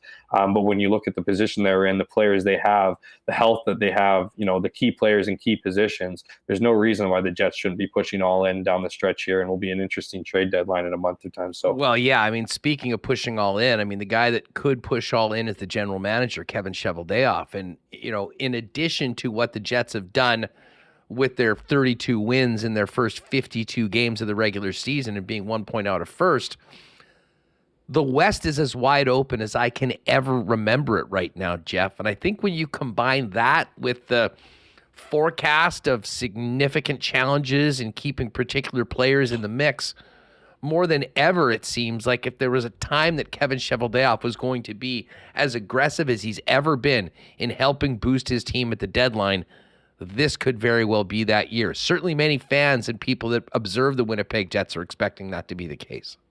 Yeah, it will certainly be interesting, right? I mean, I think it's super easy to look at, it's obviously easy to look at where they are in the standings and look at how they've improved, and certainly to ride some of the momentum that this team's, gained from the addition of Rick Bowness and his coaching staff. And I think the Jets certainly have to be buyers at the deadline. But what I think is easy to kind of look at are the guys with expiring contracts, the rentals, right? The guys that come in. We know the Jets have been savvy. Kevin Cheveldayoff has been savvy in the past to look beyond. We've certainly seen him pick up rentals, a la Kevin Hayes, a la, a lot of different guys in the past. But at the same time, I wouldn't be surprised to look at guys with years on their deal. We know how much this team covets that. It has the potential to open up a window that appears to be closing in the next couple of years.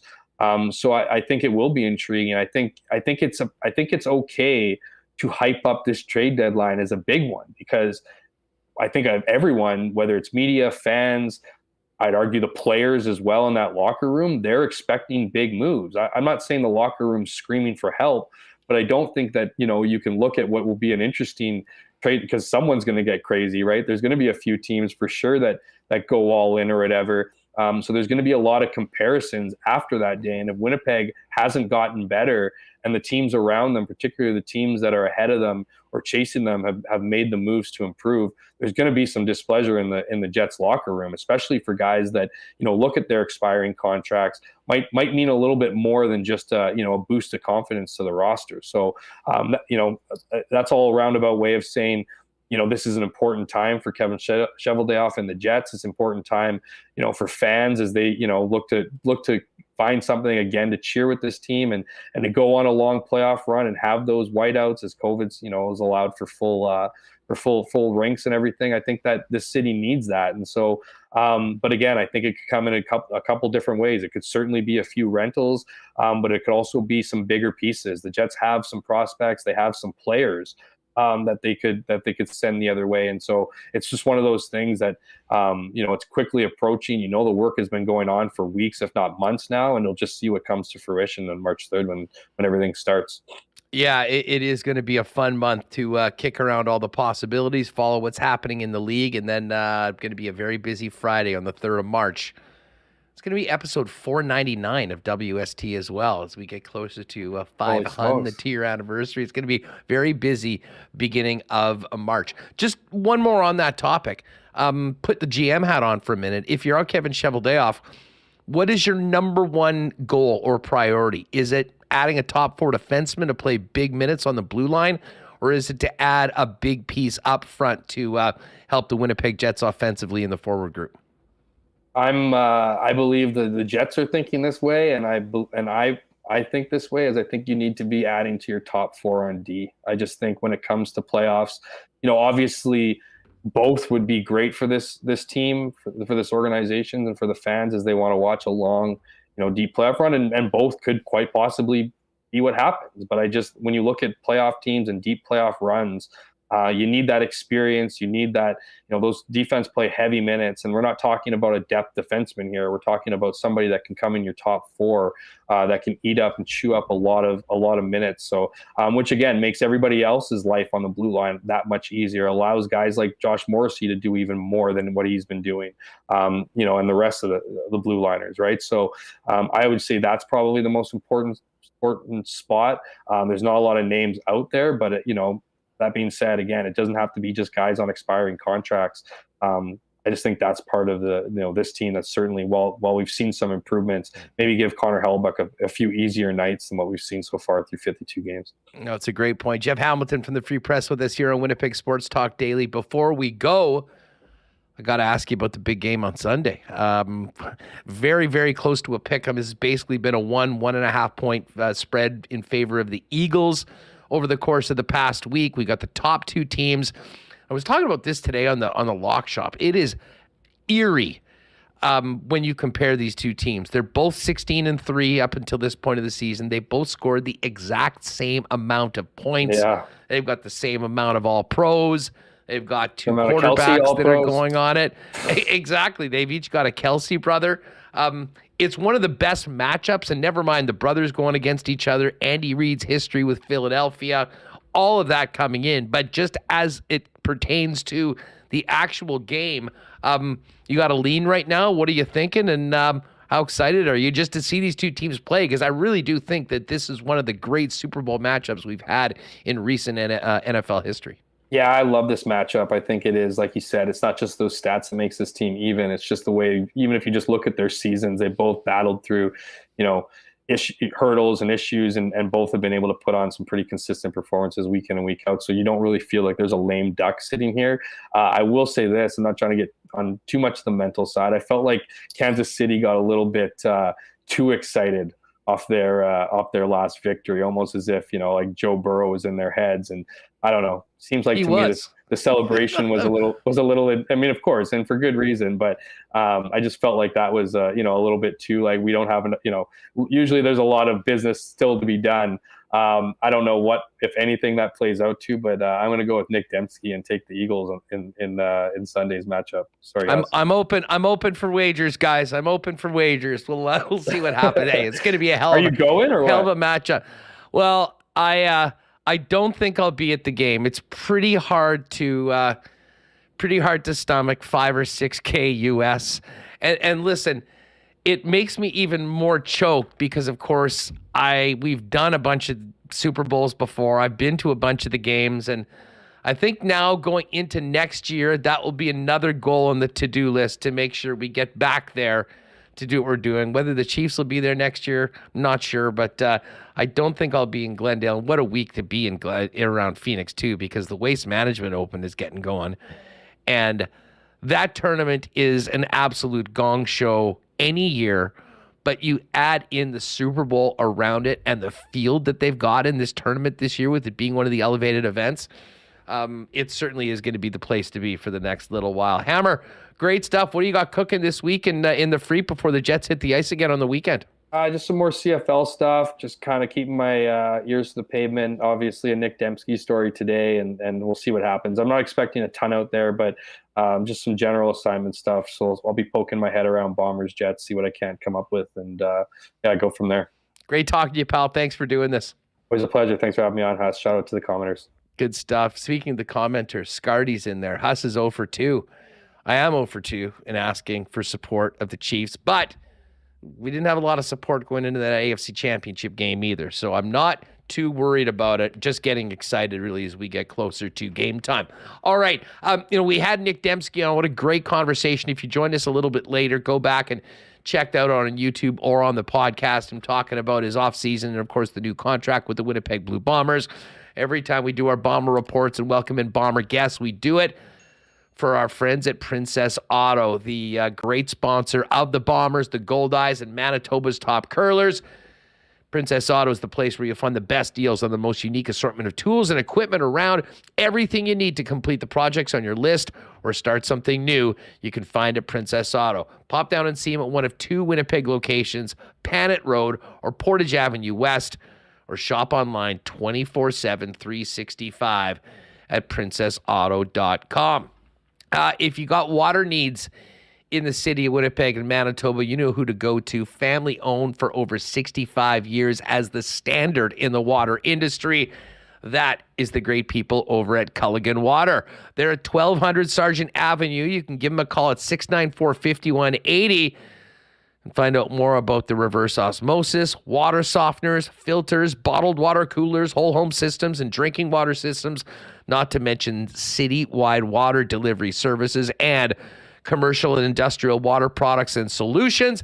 And to find out more on everything Culligan can do for you and your family, you can find them online at drinkculligan.com. And we raise a glass and give a big cheers to our friends, speaking of the Bombers, at Canadian Club. the official spirit of the Winnipeg Blue Bombers, while Nic Demski will be back on the field wearing blue and gold at IG Field this season. We'll all be back in the stands and maybe hanging around the rum hut occasionally, enjoying Canadian Club and, of course, the CC and Ginger in cans, which was such a big hit last year at IG Field. Pick up Canadian Club, Canada's favorite Canadian rye whiskey, at your local Manitoba liquor marts. All right, we are going to talk a little more hockey right now, and we wanted to bring in somebody that was there in South Florida for the festivities over the weekend and, kind of talk about some of the differences as to what we saw on television and the impact that the game made there, along with some big stories in and around the National Hockey League. And to do that now, let's welcome in Sean Shapiro on Winnipeg Sports Talk. Sean, great to talk to you again. How are you? I'm good. It's back in the weather I'm used to after a sunny weekend in South Florida, which I can't complain about. But it's good to, for lack of a better word, watch some real hockey tonight and things like that. So. Yeah, right back at it with about half the league or a little bit more back, fully playing. We'll have to wait until Saturday for the Jets to get going again. But before we talk about the events and. What the way things looked on television, some of the good and the bad from the weekend. I am interested in your perspective on what it's like to be there, because this is an event that it actually is a big deal in the local market. Certainly we know that the South Florida market could stand to grow hockey-wise. Outside of whatever people were saying on social media from what they saw on television, how was the week overall and how was the National Hockey League and its stars received? Yeah, I think that sometimes gets lost on this. People look at just what the TV product is and everything like that. And I think that sometimes gets lost on from a brass tax standpoint, I think the number was somewhere like $30 million of economic impact to the Fort Lauderdale Sunrise area. Like, that's right off the bat, big business financial part of it. But you're there and you're walking around and it was one thing that was kind of interesting this year just because of where the Panthers Arena is located. They did Fan Fest and people and players staying on the beach in Fort Lauderdale, which is about 20 minutes east of where the actual arena is. So, but you're walking around the Fort Lauderdale area and there's people walking around on the beach in shorts and hockey jerseys and they've got their gear on and you see it. And there's a pretty good, like, you could tell you were there for NHL All-Star. It's not like it was something where it's not like anyone could have been accused of like missing that it was happening. And they did and I thought you saw a lot of people who were there both locally who were, maybe this is the way they get introduced into it a little bit more. And then also you just saw a lot of people who just took the trip, were like, hey, I can go to South Florida, see pretty good spot to go in early February, spend some time. And, I think they've done one thing they started doing in Vegas last year, and they did it in Florida this year. I think they've started to do a pretty good job of just making the event extend out into the community. You see the Panthers doing some stuff where they're helping build. They're reaching out to help. They refurbished a couple ball hockey courts for the local community. They did some other community outreach things where you felt more of that. And that's stuff that you really don't get when you're when you look at it on the TV.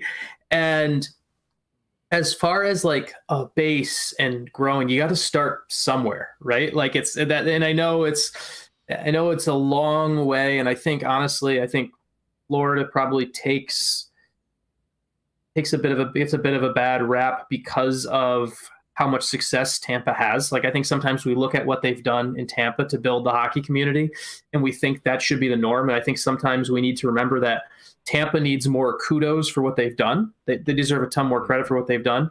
And the baseline between what Tampa has done and what Florida has done is probably somewhere more in the middle of what should be normal. I think the Panthers are still in the spot of getting back to that. Part of it was, I think a lot of people forget the fact that this organization went through some ownership changes, and basically what the ownership group is doing now and building a brand new practice facility, building some rinks, those are things where you'll see the quote unquote impact that Tampa is having 4 or 5 years from now. Like, you can't really do, like, you can't make up for, you didn't introduce kids 8-9 years, when you introduce kids to the game 8-9 years ago, it's hard to get them now. And so I think we're starting to see the grassroots effort in Florida with this new ownership group, that it just takes a while to get into it. And the league is helping with that. And I think this All-Star weekend just kind of will help grow all of that. So, and we can be, the product on TV, yeah, we can talk about that. But in general, I think we also need to remember these events do have an impact on growing the game where it is. And just like we saw last year, we'll see an impact in Vegas where there's some kid 6-7 years from now who we'll hear about who'll be like, oh, well, I really latched onto the sport because I saw it at this time or whatever, things like that. Sean, you of course were there, and there's a great piece on EP Rinkside we'll talk maybe a little bit about the very bizarre circumstances of Bo Horvat rocking the Islanders crest on the Pacific team. But as far as the event goes, from where you were sitting there, what did work? What didn't? And I mean, you kind of touch on this. I mean, as far as saving this event, where's the focus for that to make this game better in your mind? Yeah, to me, the bigger disappointment, like the All-Star game basically kind of fit what I expected. Like I don't really go into the game itself with much expectations. If anything, actually, I was like, the second game was actually pretty good as far as really good. Like guys are actually trying. Like it's funny, I wrote something about this. Like Dylan Larkin was back checking. Like there was like guys were trying. Like so the game actually was better than expected.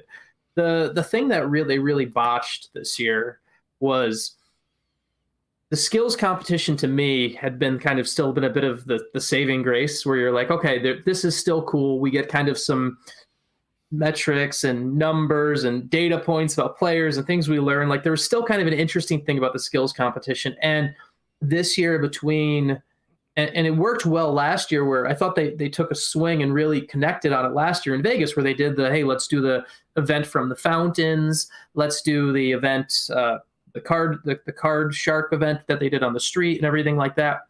And those really worked in Vegas. And I think this year, the delivery of it got overly disjointed because, and I don't have an issue with the two events.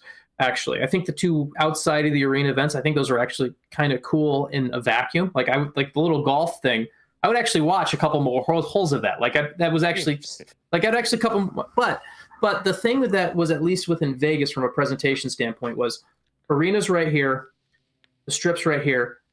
As a viewer, you could suspend disbelief that, you know what, we actually have Zach Werenski from here to here, and he's actually just gone over there to do it. Like you could actually suspend disbelief. And I think to go from sunrise to all of a sudden, hey, we've got these guys on the beach in flip-flops and dunk tanks, I just think it kind of made even more of a disconnect with the off-ice things, where you're like, okay, well, this is clearly like they're on a golf course. You're like, they clearly did this. They clearly did this the other day. This is not the same thing. And I think it really killed a lot of the energy in the building too. Because if you're like, let's use an American kid that you're supposed to be marketing a ton in Jasen Robertson, right? Jasen Robertson, his only impact on the skills competition is just as a passer or whatever. Like he was in the golf thing and people on TV saw it, but you're trying to grow an American base and you got a kid that is Asian American kid who you should be really promoting in a market like South Florida too. Like, how is he not at least doing something where people in the building can get excited about it? Like, I think they just had a big miss. They kind of took some of the things that worked from Vegas and over applied some of the lessons. And the other thing, just from a TV perspective, and I was obviously seeing it in person, but I've heard this review from a lot of people, is they tried to overly fix viewership dips in the past. Like historically ESPN has seen and the NHL has seen like fastest skater ends, hardest shot ends, and viewership numbers kind of drop after that. And so that's why we saw let's do fastest skater.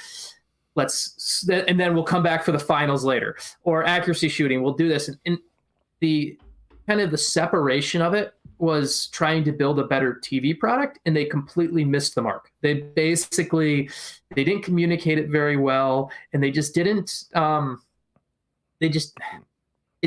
There's people just kind of got lost, and it just became too confusing and too disjointed. And hopefully, one of my most encouraging things I heard just talking to some people at the end of it is at least ESPN and the NHL both looked at it and like, well, holy crap, we got to fix this for next year. So at least internally, they know that. Hope we'll see what application actually looks like. But it's always an event that like it should be more fun. It's something where like I remember watching as a kid, and I always wonder if it was just me being a naive kid who not realizing what I was watching, and if I've just become like an old curmudgeon, or if it's actually there's actually something that we can actually do to fix this. I don't know, but I think they need to definitely try. Well, it's funny you say that because we constantly hear things like, hey, you know what, don't complain, this is for the kids. And then they're doing Happy Gilmore references and Miami Vice, which, to be honest, I don't think are resonating with kids in 2023 very much. All that being said, Sean, when it comes down to it, I always think about, following the NBA, what an honor it is and how badly these guys want to be in the All-Star game and want to participate. And in previous years, it's sort of become seemingly a chore for NHL players to get there. And, part of the reason why you hear is we just like to see these guys try a little bit more. Is there anything you can do about that, or anything the league can do about that? Yeah. I have one, it's not for the game itself. The one thing that I would like them to take from the NBA is to, like, NBA, you don't have to be an all-star to be in the skills competition, right? Like the dunk contest. And so, like, I think we should be taking, I apologize, I don't remember the kid's name, but I saw in the AHL All-Star game last night, there was a kid who, like, clocked in under 13 seconds on fastest skater at the AHL All-Star game. And the 6-7 fastest guys in the league, as much as we love what McDavid does, if you put in a pure sprint, I don't know if the fastest 6 guys in the league are actually in the All-Star game, right? So we have this data, we have all this puck and player tracking. I've been pushing the idea, and I even told Steve Mayer from the NHL that they need to do it. Hopefully he listens to me. Where you take that puck and player data that you have, and take the 6 guys who have had the fastest skating time this season, the 6 guys with the hardest shots of the season, fly them down to South Florida, and just like, okay, hey, this is a true hardest shot competition. This is a true fastest skater. But that's me. I like pitching that idea, so I went on that tangent there. But as far as the game itself, the one idea I heard that would never, ever happen, but the idea that I heard is like, how do you make guys really care, is instead of putting the $1 million check on it, and once again, I'm saying this is a joke because this would never actually happen, winning team, those guys don't have to pay escrow this year. That's the there's the solution right there. Like, now obviously would never happen and would never work, but these guys don't care about $1 million. All they care about is escrow. So if we get rid of the that is a great listen, you're right, it probably would be tough to pull off, but it certainly would work. Back to your idea though about the skills competition and getting some other players in. That's something that we've talked about, myself and Michael, on this program for the last few weeks heading into this. And I really believe that the game itself suffers because you don't have all of the best players there, and that simply is part of the way that it's set up right now, with having to have every team represented. But if for the game and you're going to be playing in the All-Star game, you're taking the best players regardless of team, but have every team represented with a player or two in the skills competition. And it certainly would allow you to make a much bigger, like, there's only 5 guys in the fastest skater this year. If those are the ones that people are watching, if the hardest shot is what people like, and it's the most organic and the most natural one to do it, why not have all teams represented in something like that? Take a little bit more time. I mean, if you can't put it all on television, whatever. To me, it improves both the skills competition and the game, and yet still will make every NHL fan feel like their team is represented over the course of the weekend. That would be a great way to do it. Like, for example, you take a look, and he's had a good season. I'm not saying he hasn't had a good season, but like Chandler Stevenson should be in the All-Star game, and I know he's got, but there's other guys who aren't, right? Like, and that's actually a great idea. It's like, okay, make sure everyone's represented in some way in the skills competition. And then the other thing is, like, with the skills competition is, like, we put guys into boxes where it's like, I want to see McDavid in more. I don't want to have a choice between, do I see McDavid in fastest skater or accuracy shooting? Like, okay, why can't he do both? Well, because this is how it's always been done and everything like that. Like, the whole one player per team for the game thing just hurts it a lot. Like, and then the league ends up, and part of it was because, and then they painted themselves into a weird spot where Matty Beniers gets hurt.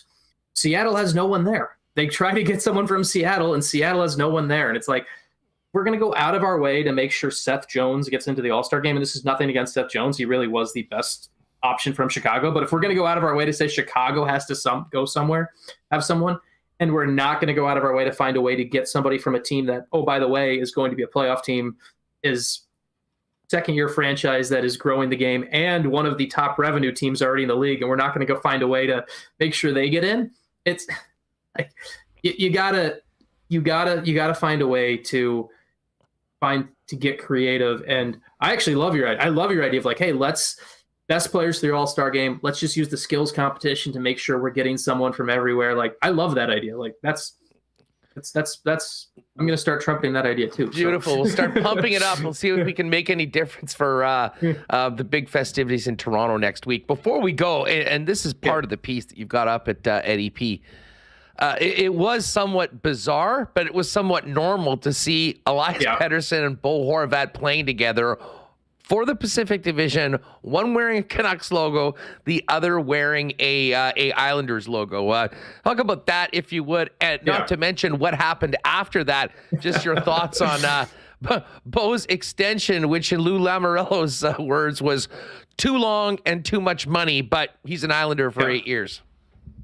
Yeah, it's with how things have gone in Vancouver this season, it was almost perfect because, right, like it's been a mess. You've got a coach getting basically raked over the coals for what felt like 6 weeks to 2 months, and then you get Paterson and Horvat basically playing together, and it was just overly fitting, right? With just to see them kind of one last go together in that manner. With on top of that, I just thought the fact that they were wearing the reverse retros on the skills competition, and so he's in the fisherman, even it made it even more just like just made it even greater.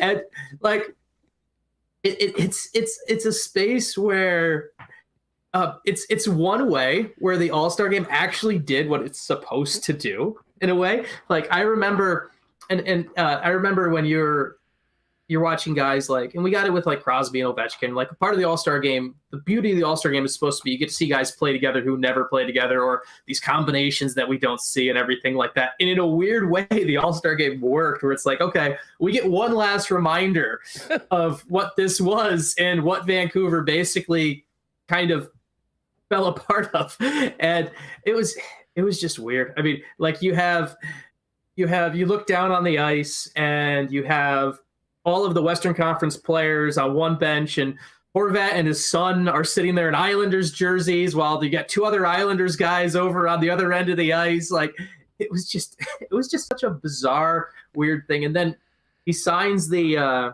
extension that gets announced yesterday, the 8 by 8.5. And I Lou's quote where it's too long and too much money. Like I really wish they should have just put that in the press release. Like, cause Lou wasn't good.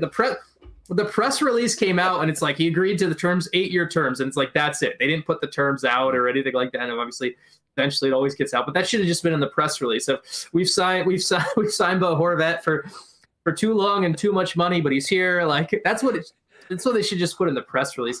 The Islanders, like you look at that team and you go through like whether you pull it up on Cap Friendly or whatever, you look at like the long-term cap like spots, and you're like there's a lot of guys who are signed till they're like 34, 35 on this team. And it's a space where you just kind of wonder with them of like, it's what happens in that year where they all hit the wall at the same time. Like, it's like you look at it and it's like, this is, you get a bunch of, you're going to, even if Horvat's good for 3 or 4 years of that deal. And I think what he's doing this year is a little bit probably, I mean, it's above what he normally has done anyway. So you're already overpaying in general. And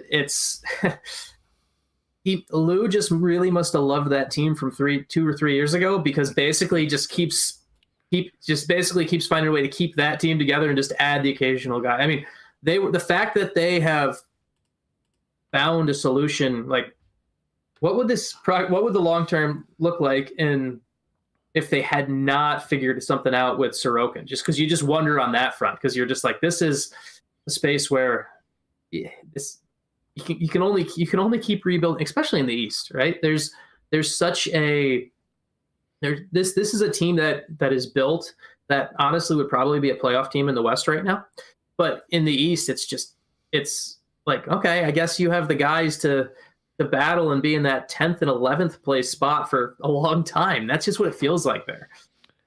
It is wild. I mean, when you look at cap friendly for the Islanders and go ahead a couple years, I mean, I guess in 3 years when Bo Horvat is on the other side of 30, I'm talking about, I think I read it was like 60 odd million in players that were going to be on the other side of 30. And not to mention the picks that they've traded up to and players that they've got to this point.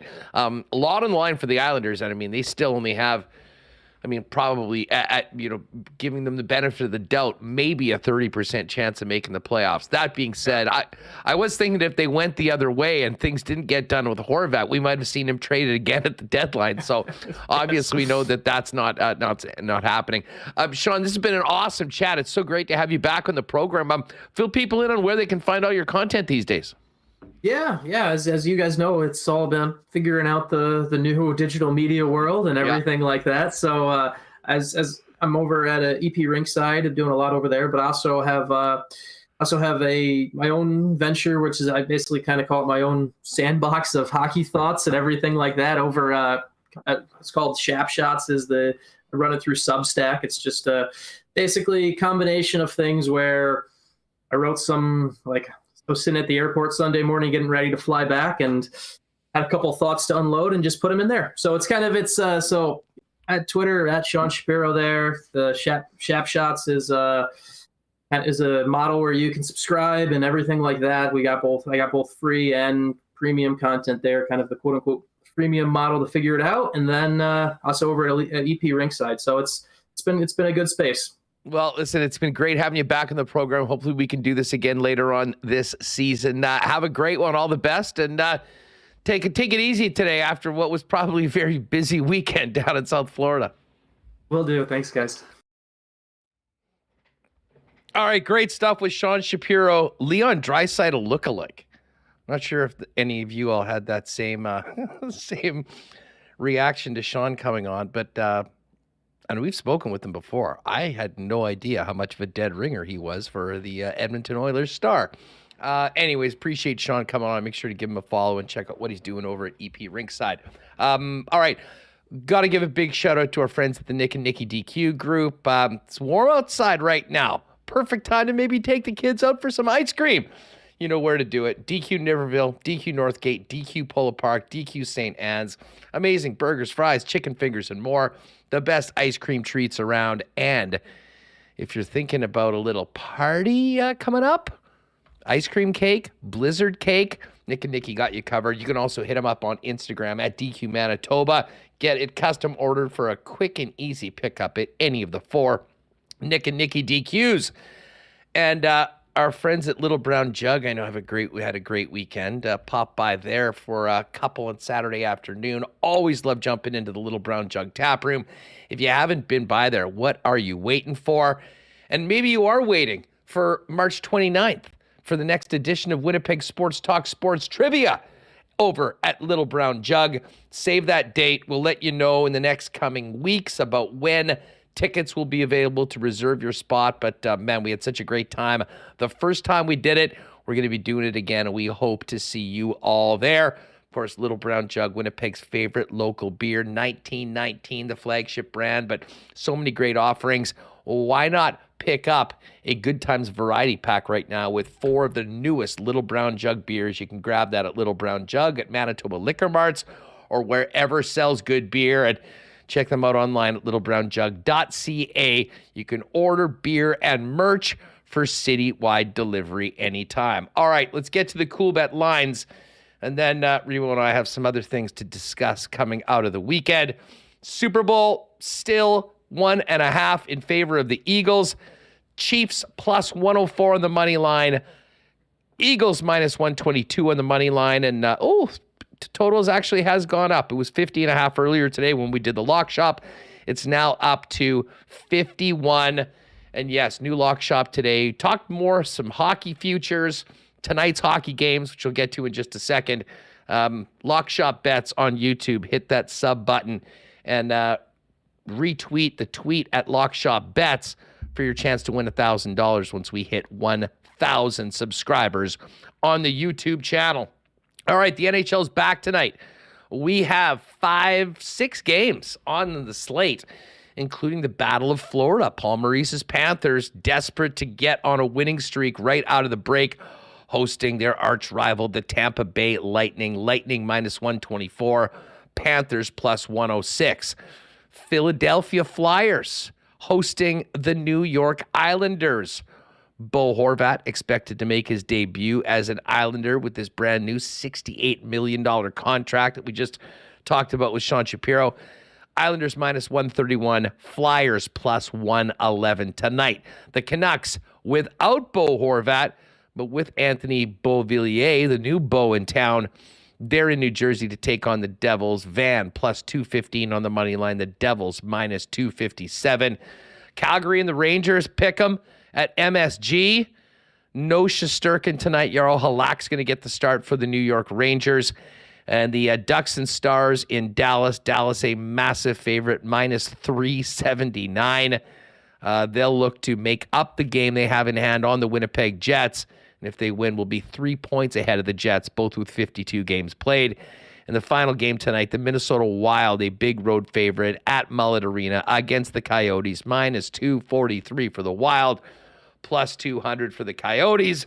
If you haven't played a Coolbet before, use the promo code WST when you're making your first deposit for a 100% bonus up to $200 on your first deposit over at coolbet.com. Remo, you got any leans for tonight's game? You any picks you want to drop on the people? Oh, I'm so trapped in what's going on with the Jets. I assumed the whole NHL was off this week, but there is me too. I was stunned that we had a bunch of games today. I thought that maybe like midweek we'd get back going, but listen, I'm here for it. I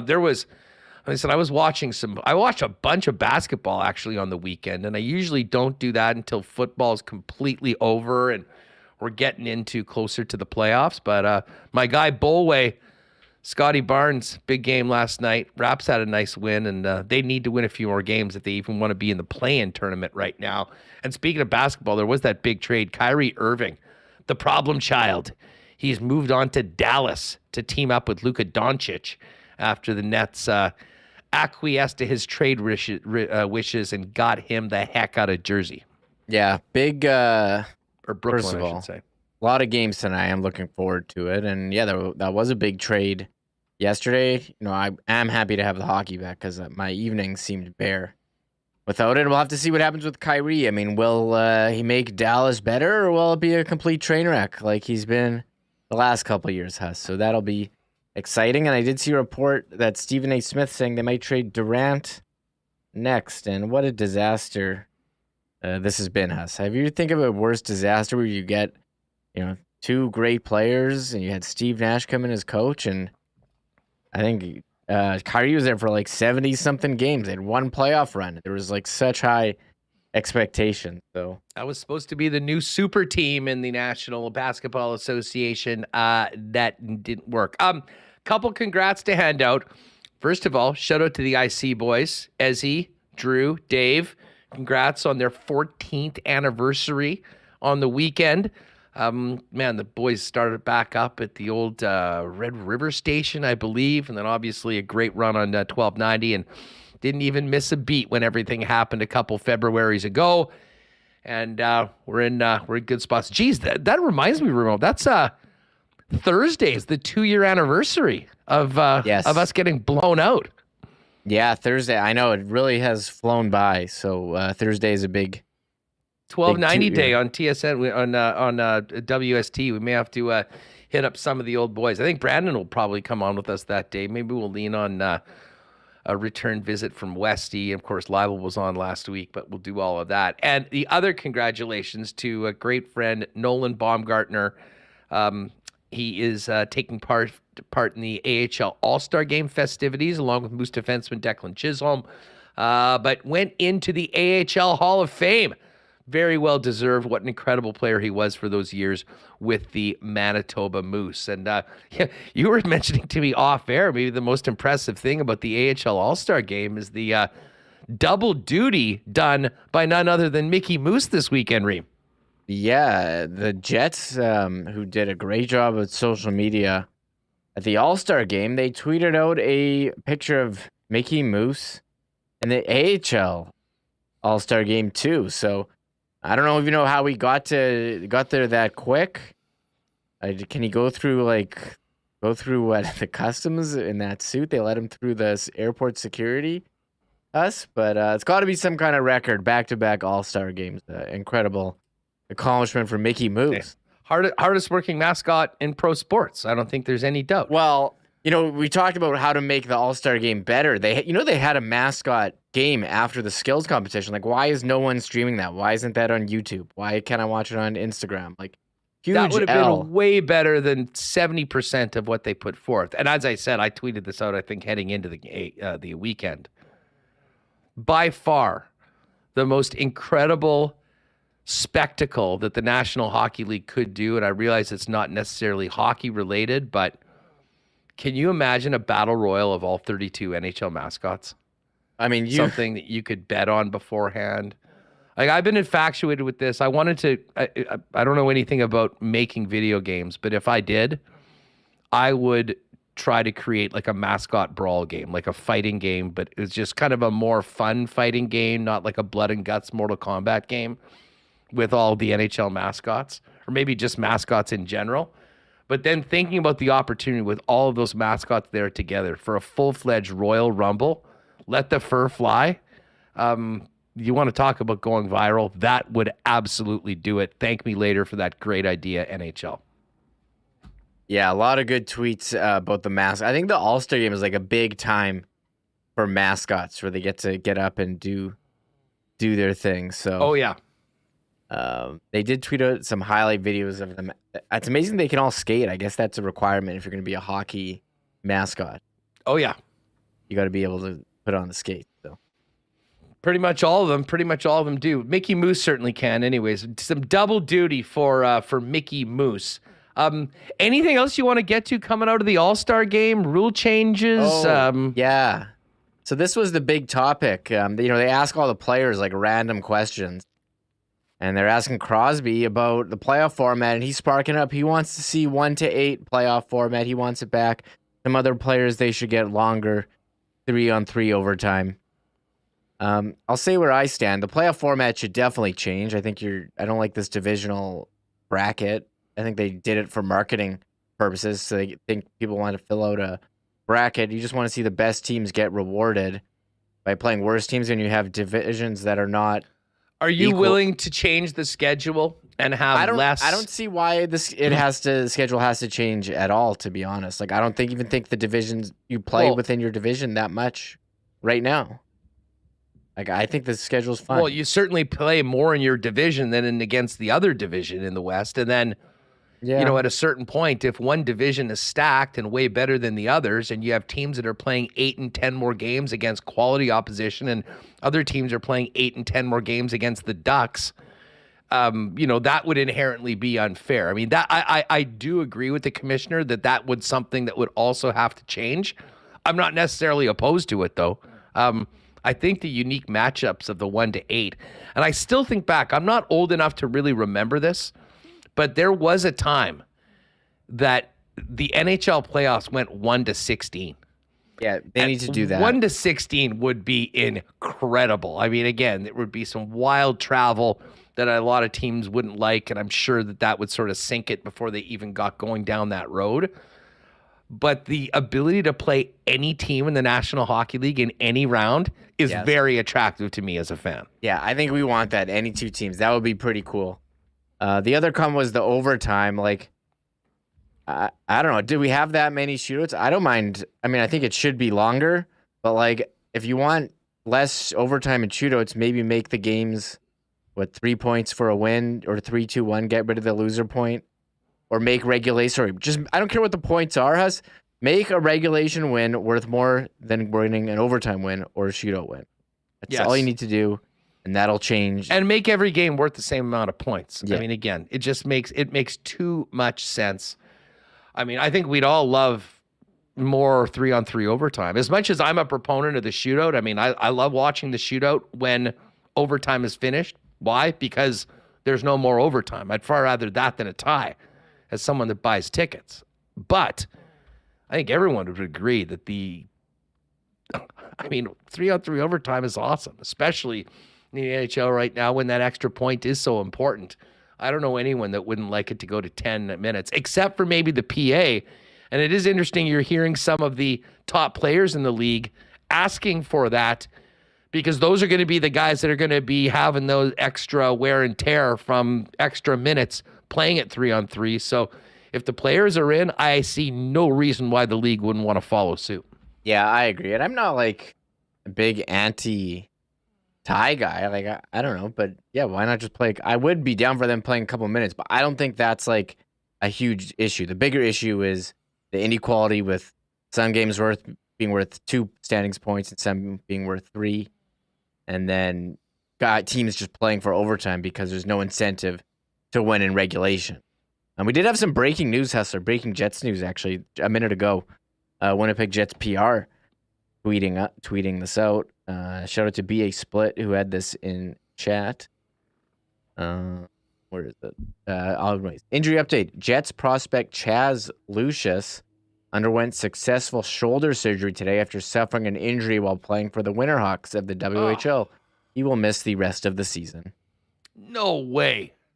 And he was player of the week last week. Oh, he had such a great start. He had 11 points in his first 4 games for Portland and was really playing. And, this is really unfortunate. This is something that, you hope doesn't follow him to the National Hockey League whenever he seems to be ready to go. But man, this kid has had some serious injury problems and has missed a ton of hockey this season and over the last couple of years. That being said, when he's in the lineup, he definitely is a difference maker. But you have to be concerned with with this pattern right now of missing plenty of time, and that's really unfortunate to hear after the start with him. Brad Lambert, as we mentioned, also playing in the Western Hockey League right now. Got a nice addition to his squad. Dylan Gunther's been sent from the Coyotes back to Seattle. This is a team now that I think is absolutely stacked and poised to maybe be there at the end of the season playing the Winnipeg Ice for all the marbles in the Western Hockey League final for a trip to Memorial Cup. Yeah, there's all this talk about, first of all, about Chaz Lucius. Where should he play? What's best for him? I don't know if this was a joke or not, but Doug Fell writes, should have sent him to the AHL instead of the WHL. He wouldn't have got hurt there. I'm assuming that was a joke. So that's a tough for him. I think he had the ankle issue before. Now he's got shoulder surgery. Out for the year. That's tough. At least it's not the same thing that kept him out. But Doug does make a good point. That is a little bit when B.A. Smith trade the guy every year he's hurt. Well, it's probably not happening now if he's in the situation that he's in. Although I guess it is a prospect if a team really did like him. Maybe that's the guy that they want to take a chance on. I kind of thought that he'd be a guy that they definitely would want to keep. But with some of the players that we've talked about, the Jets being interested in potentially in the mix, some of your top prospects may need to be on the table, and Chaz Lucius certainly would be one of those players. Speaking of trades, Reem, Patrick Kane and Jonathan Toews talked a lot about those two players. Toews seemingly, I think, open to a deal. Patrick Kane has received teams that have shown interest in trading for him, but it sounds like he's still undecided to even leave Chicago this season. Yeah, here's a tweet from Mario Tirabassi of, DHGO Sports. So he says, Patrick, and I'm assuming that's from a scrum. I saw other people saying this too, but Patrick Kane says his agent has come to him with some teams that have shown interest in trading for him, but he's still undecided about what to do. And I guess what's to decide, like, if you want to have the summer off or not? Is that the decision, Huss? Or what's to decide? Other plans in the spring? I guess, like, moving sucks. I don't know. Maybe he just he pulls the Matt Sundin. He just wants no. I'm just gonna play it out and then sign somewhere else as a free agent next year. I mean, they've won 3 cups. Like, maybe he wants to. He's like, you know what? I like having the summer. I kind of did my part. It's like, you know, when a band releases all their best albums, like, and then they keep trying to make new ones that aren't as good. And he's like done his best work already. He's just cruising on the hits, Huss. Well, he's still pretty good. Still pretty good player. I mean, he's playing with not much talent there in Chicago, but I don't know. He's just like, screw it. Like, I've won cups already. Like, I want my summer. I don't know who wants to play hockey all year. Yeah. I mean, some guys do. He's got a lot of wear and tear. There's no doubt about it. Although pretty durable, always out there, still very, very productive, and he is one of the more fascinating cases going into the trade deadline as to whether he'll green light a move and where he might end up if he decides that he wants to leave Chicago a little earlier than was expected when he signed that monster 8-year deal. Tough for Nick Suzuki. He had that great performance with the birdie putt in the puck golfing event at the All-Star game. And it's like you win a great prize, but it doesn't fit. He gets free Chipotle for a year, Remo, but there's one key asterisk to that prize won by Suzuki. Yeah, Chipotle was the Chipotle NHL pitch and puck, and he won Chipotle for a year, and they asked him about it, and he said, yeah, we don't have Chipotle in Montreal. I don't know if they should have thought of that before. I know he goes on the road, but I mean, it's not really a useful prize, and it's kind of just a funny moment of the All-Star game. It's like when they asked Josh Morrissey, like, what's your favorite, beach day? And he's like, we don't have the beach in Winnipeg. It's cold. We shovel snow. So, hey, they want to see personality and stuff. A couple zingers there from Morrissey and Nick Suzuki. Well, you know what? Morrissey in the future can maybe remind folks that in the summer there's wonderful beaches and lots of great things to do. But hey, it's hockey season right now. We're not thinking about the beach other than seeing what the fun that the guys had down on the beach as part of the All-Star game. They're focused on hockey on the right now, not focused on going to the beach. Remo, okay, can you get that video up for a minute? Oh, I took sure. this on the weekend. I'm interested in the thoughts in chat. So very late Saturday night, I pop my head outside for a little fresh air, and all of a sudden I hear something that I'd never heard of on the river before.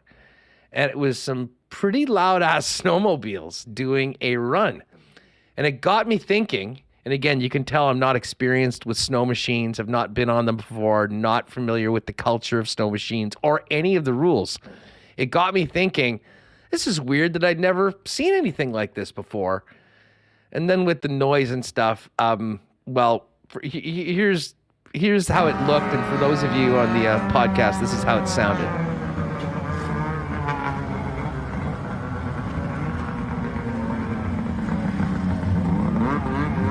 Now it's time to turn it around. Yeah, 4 snowmobiles there on the river.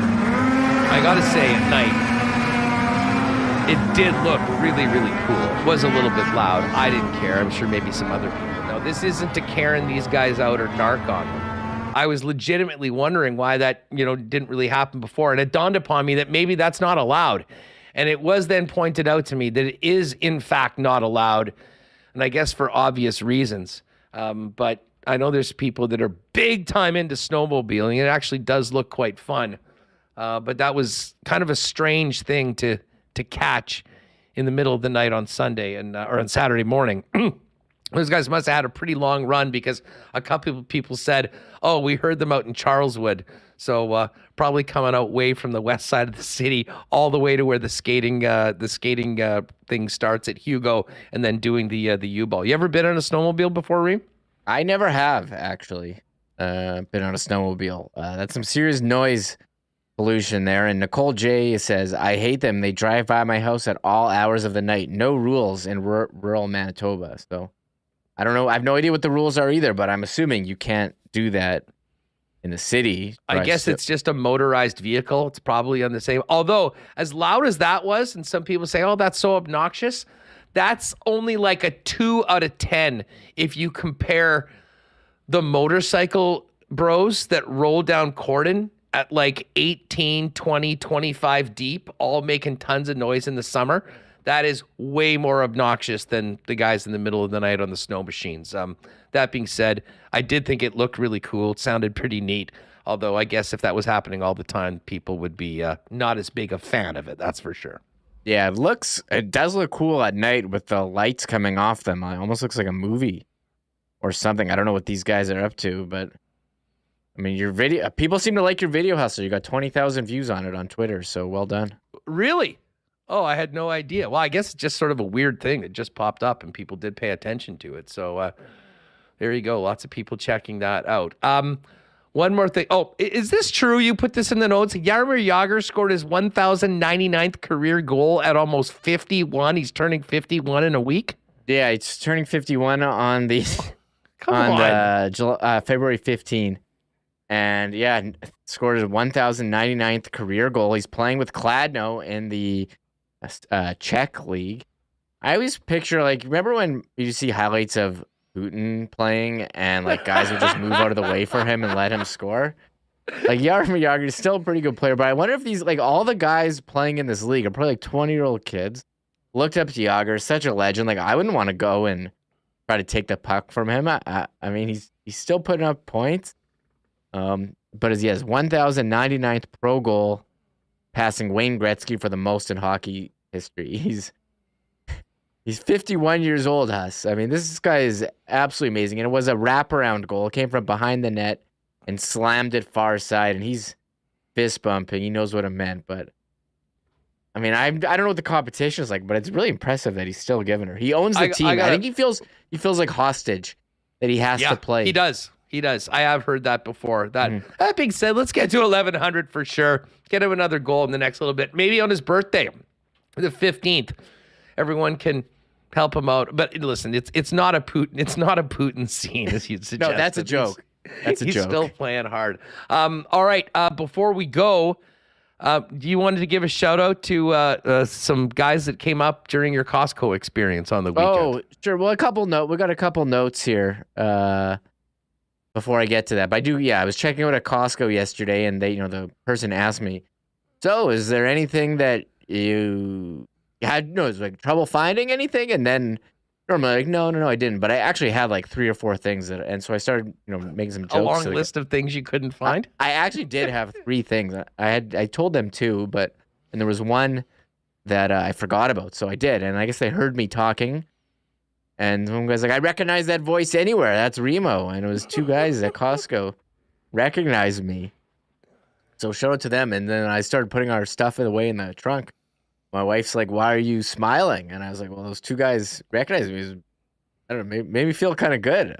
So, big moment. Well, as I said, you've barely been out in the last 2 years. We need to get you a little bit more into the community. That'll happen all the time. Yeah. Get you up in 316 hanging out at some of the Jet games. You'll really feel the love. Trust me on that. Yeah. Now, speaking of shoutouts, there was someone else who shouted out in our comments on Friday's show, and we love reading the comments. So, if you're coming in late, go leave one, and we can chat about whatever. But they said, oh, yeah, my favorite part of the show is the end, where you guys talk about whatever the hell you want. And I'm like, yeah, me too. This is why you're going to stick around to the end, because we can talk about snowmobiling on the Red River and whatever else. There actually are some Jets comments.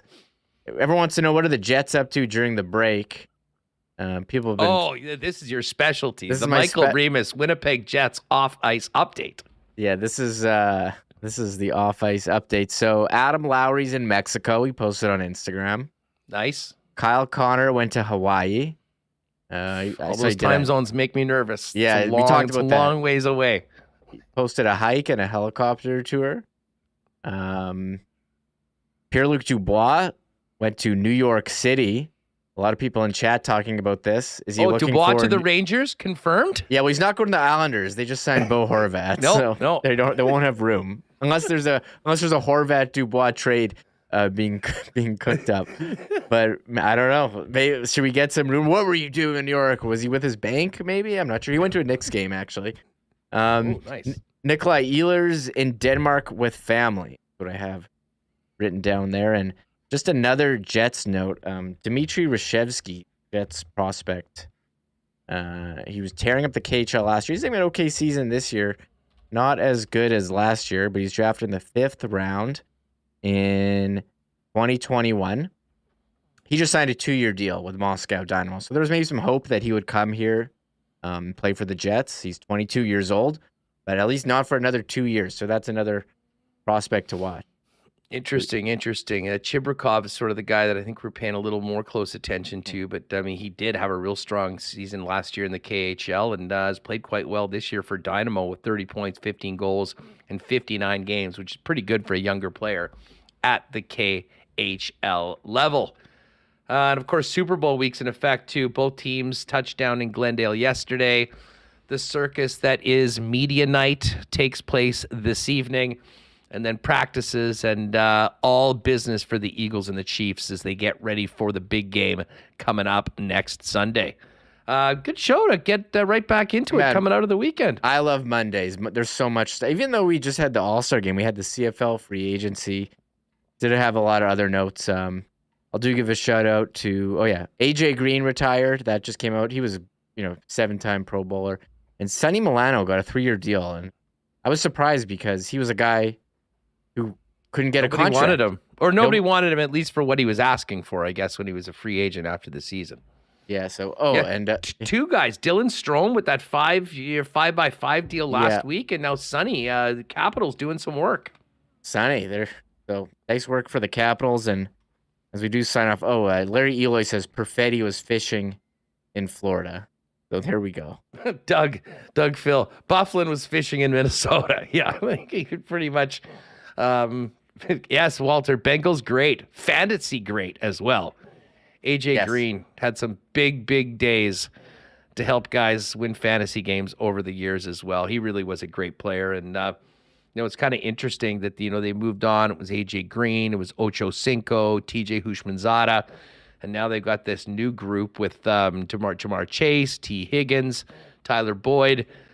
T. Higgins wants big money, though. He may very well be gone next season because he's looking at 25 mil, and I'm not sure the Bengals are going to be able to have that, which spoke to the urgency and the opportunity there for that team going into the playoffs. But again, it's the Chiefs and it's the Eagles coming up on Sunday. We'll hit that throughout the week as we get closer to kickoff here on Winnipeg Sports Talk. But tomorrow, a little more of a look ahead for the Winnipeg Jets before they get back on the ice with the couple practices before returning to the ice in the NHL coming up on Saturday. South Asian Heritage Night, 9 p.m. game. Check out the Jets website. They do have a couple neat ticket deals with the a meal, the Association Sampler as well before the game. Check that out over at the Winnipeg Jets website. All right, we got to get these pods up, folks. Fun show today. Thanks to Sean Shapiro, Jeff Hamilton, and always great having Nic Demski on the show, especially after signing a 3-year contract with the Winnipeg Blue Bombers. Thanks to all the sponsors that make the show happen each and every day. Hope you had a great one. Enjoy some beautiful weather outside, folks. Going to be a real nice week here in the Peg after pretty chilly one last week, and we'll be back to do it all over again just under 22 hours from now, 1 o'clock tomorrow, live on YouTube. We'll see you then. Oh my God! Oh! Shut it down! Let's go home! Thanks for tuning in to Winnipeg Sports Talk Daily. Make sure to subscribe on YouTube and your favorite podcast feed at winnipegsportstalk.com.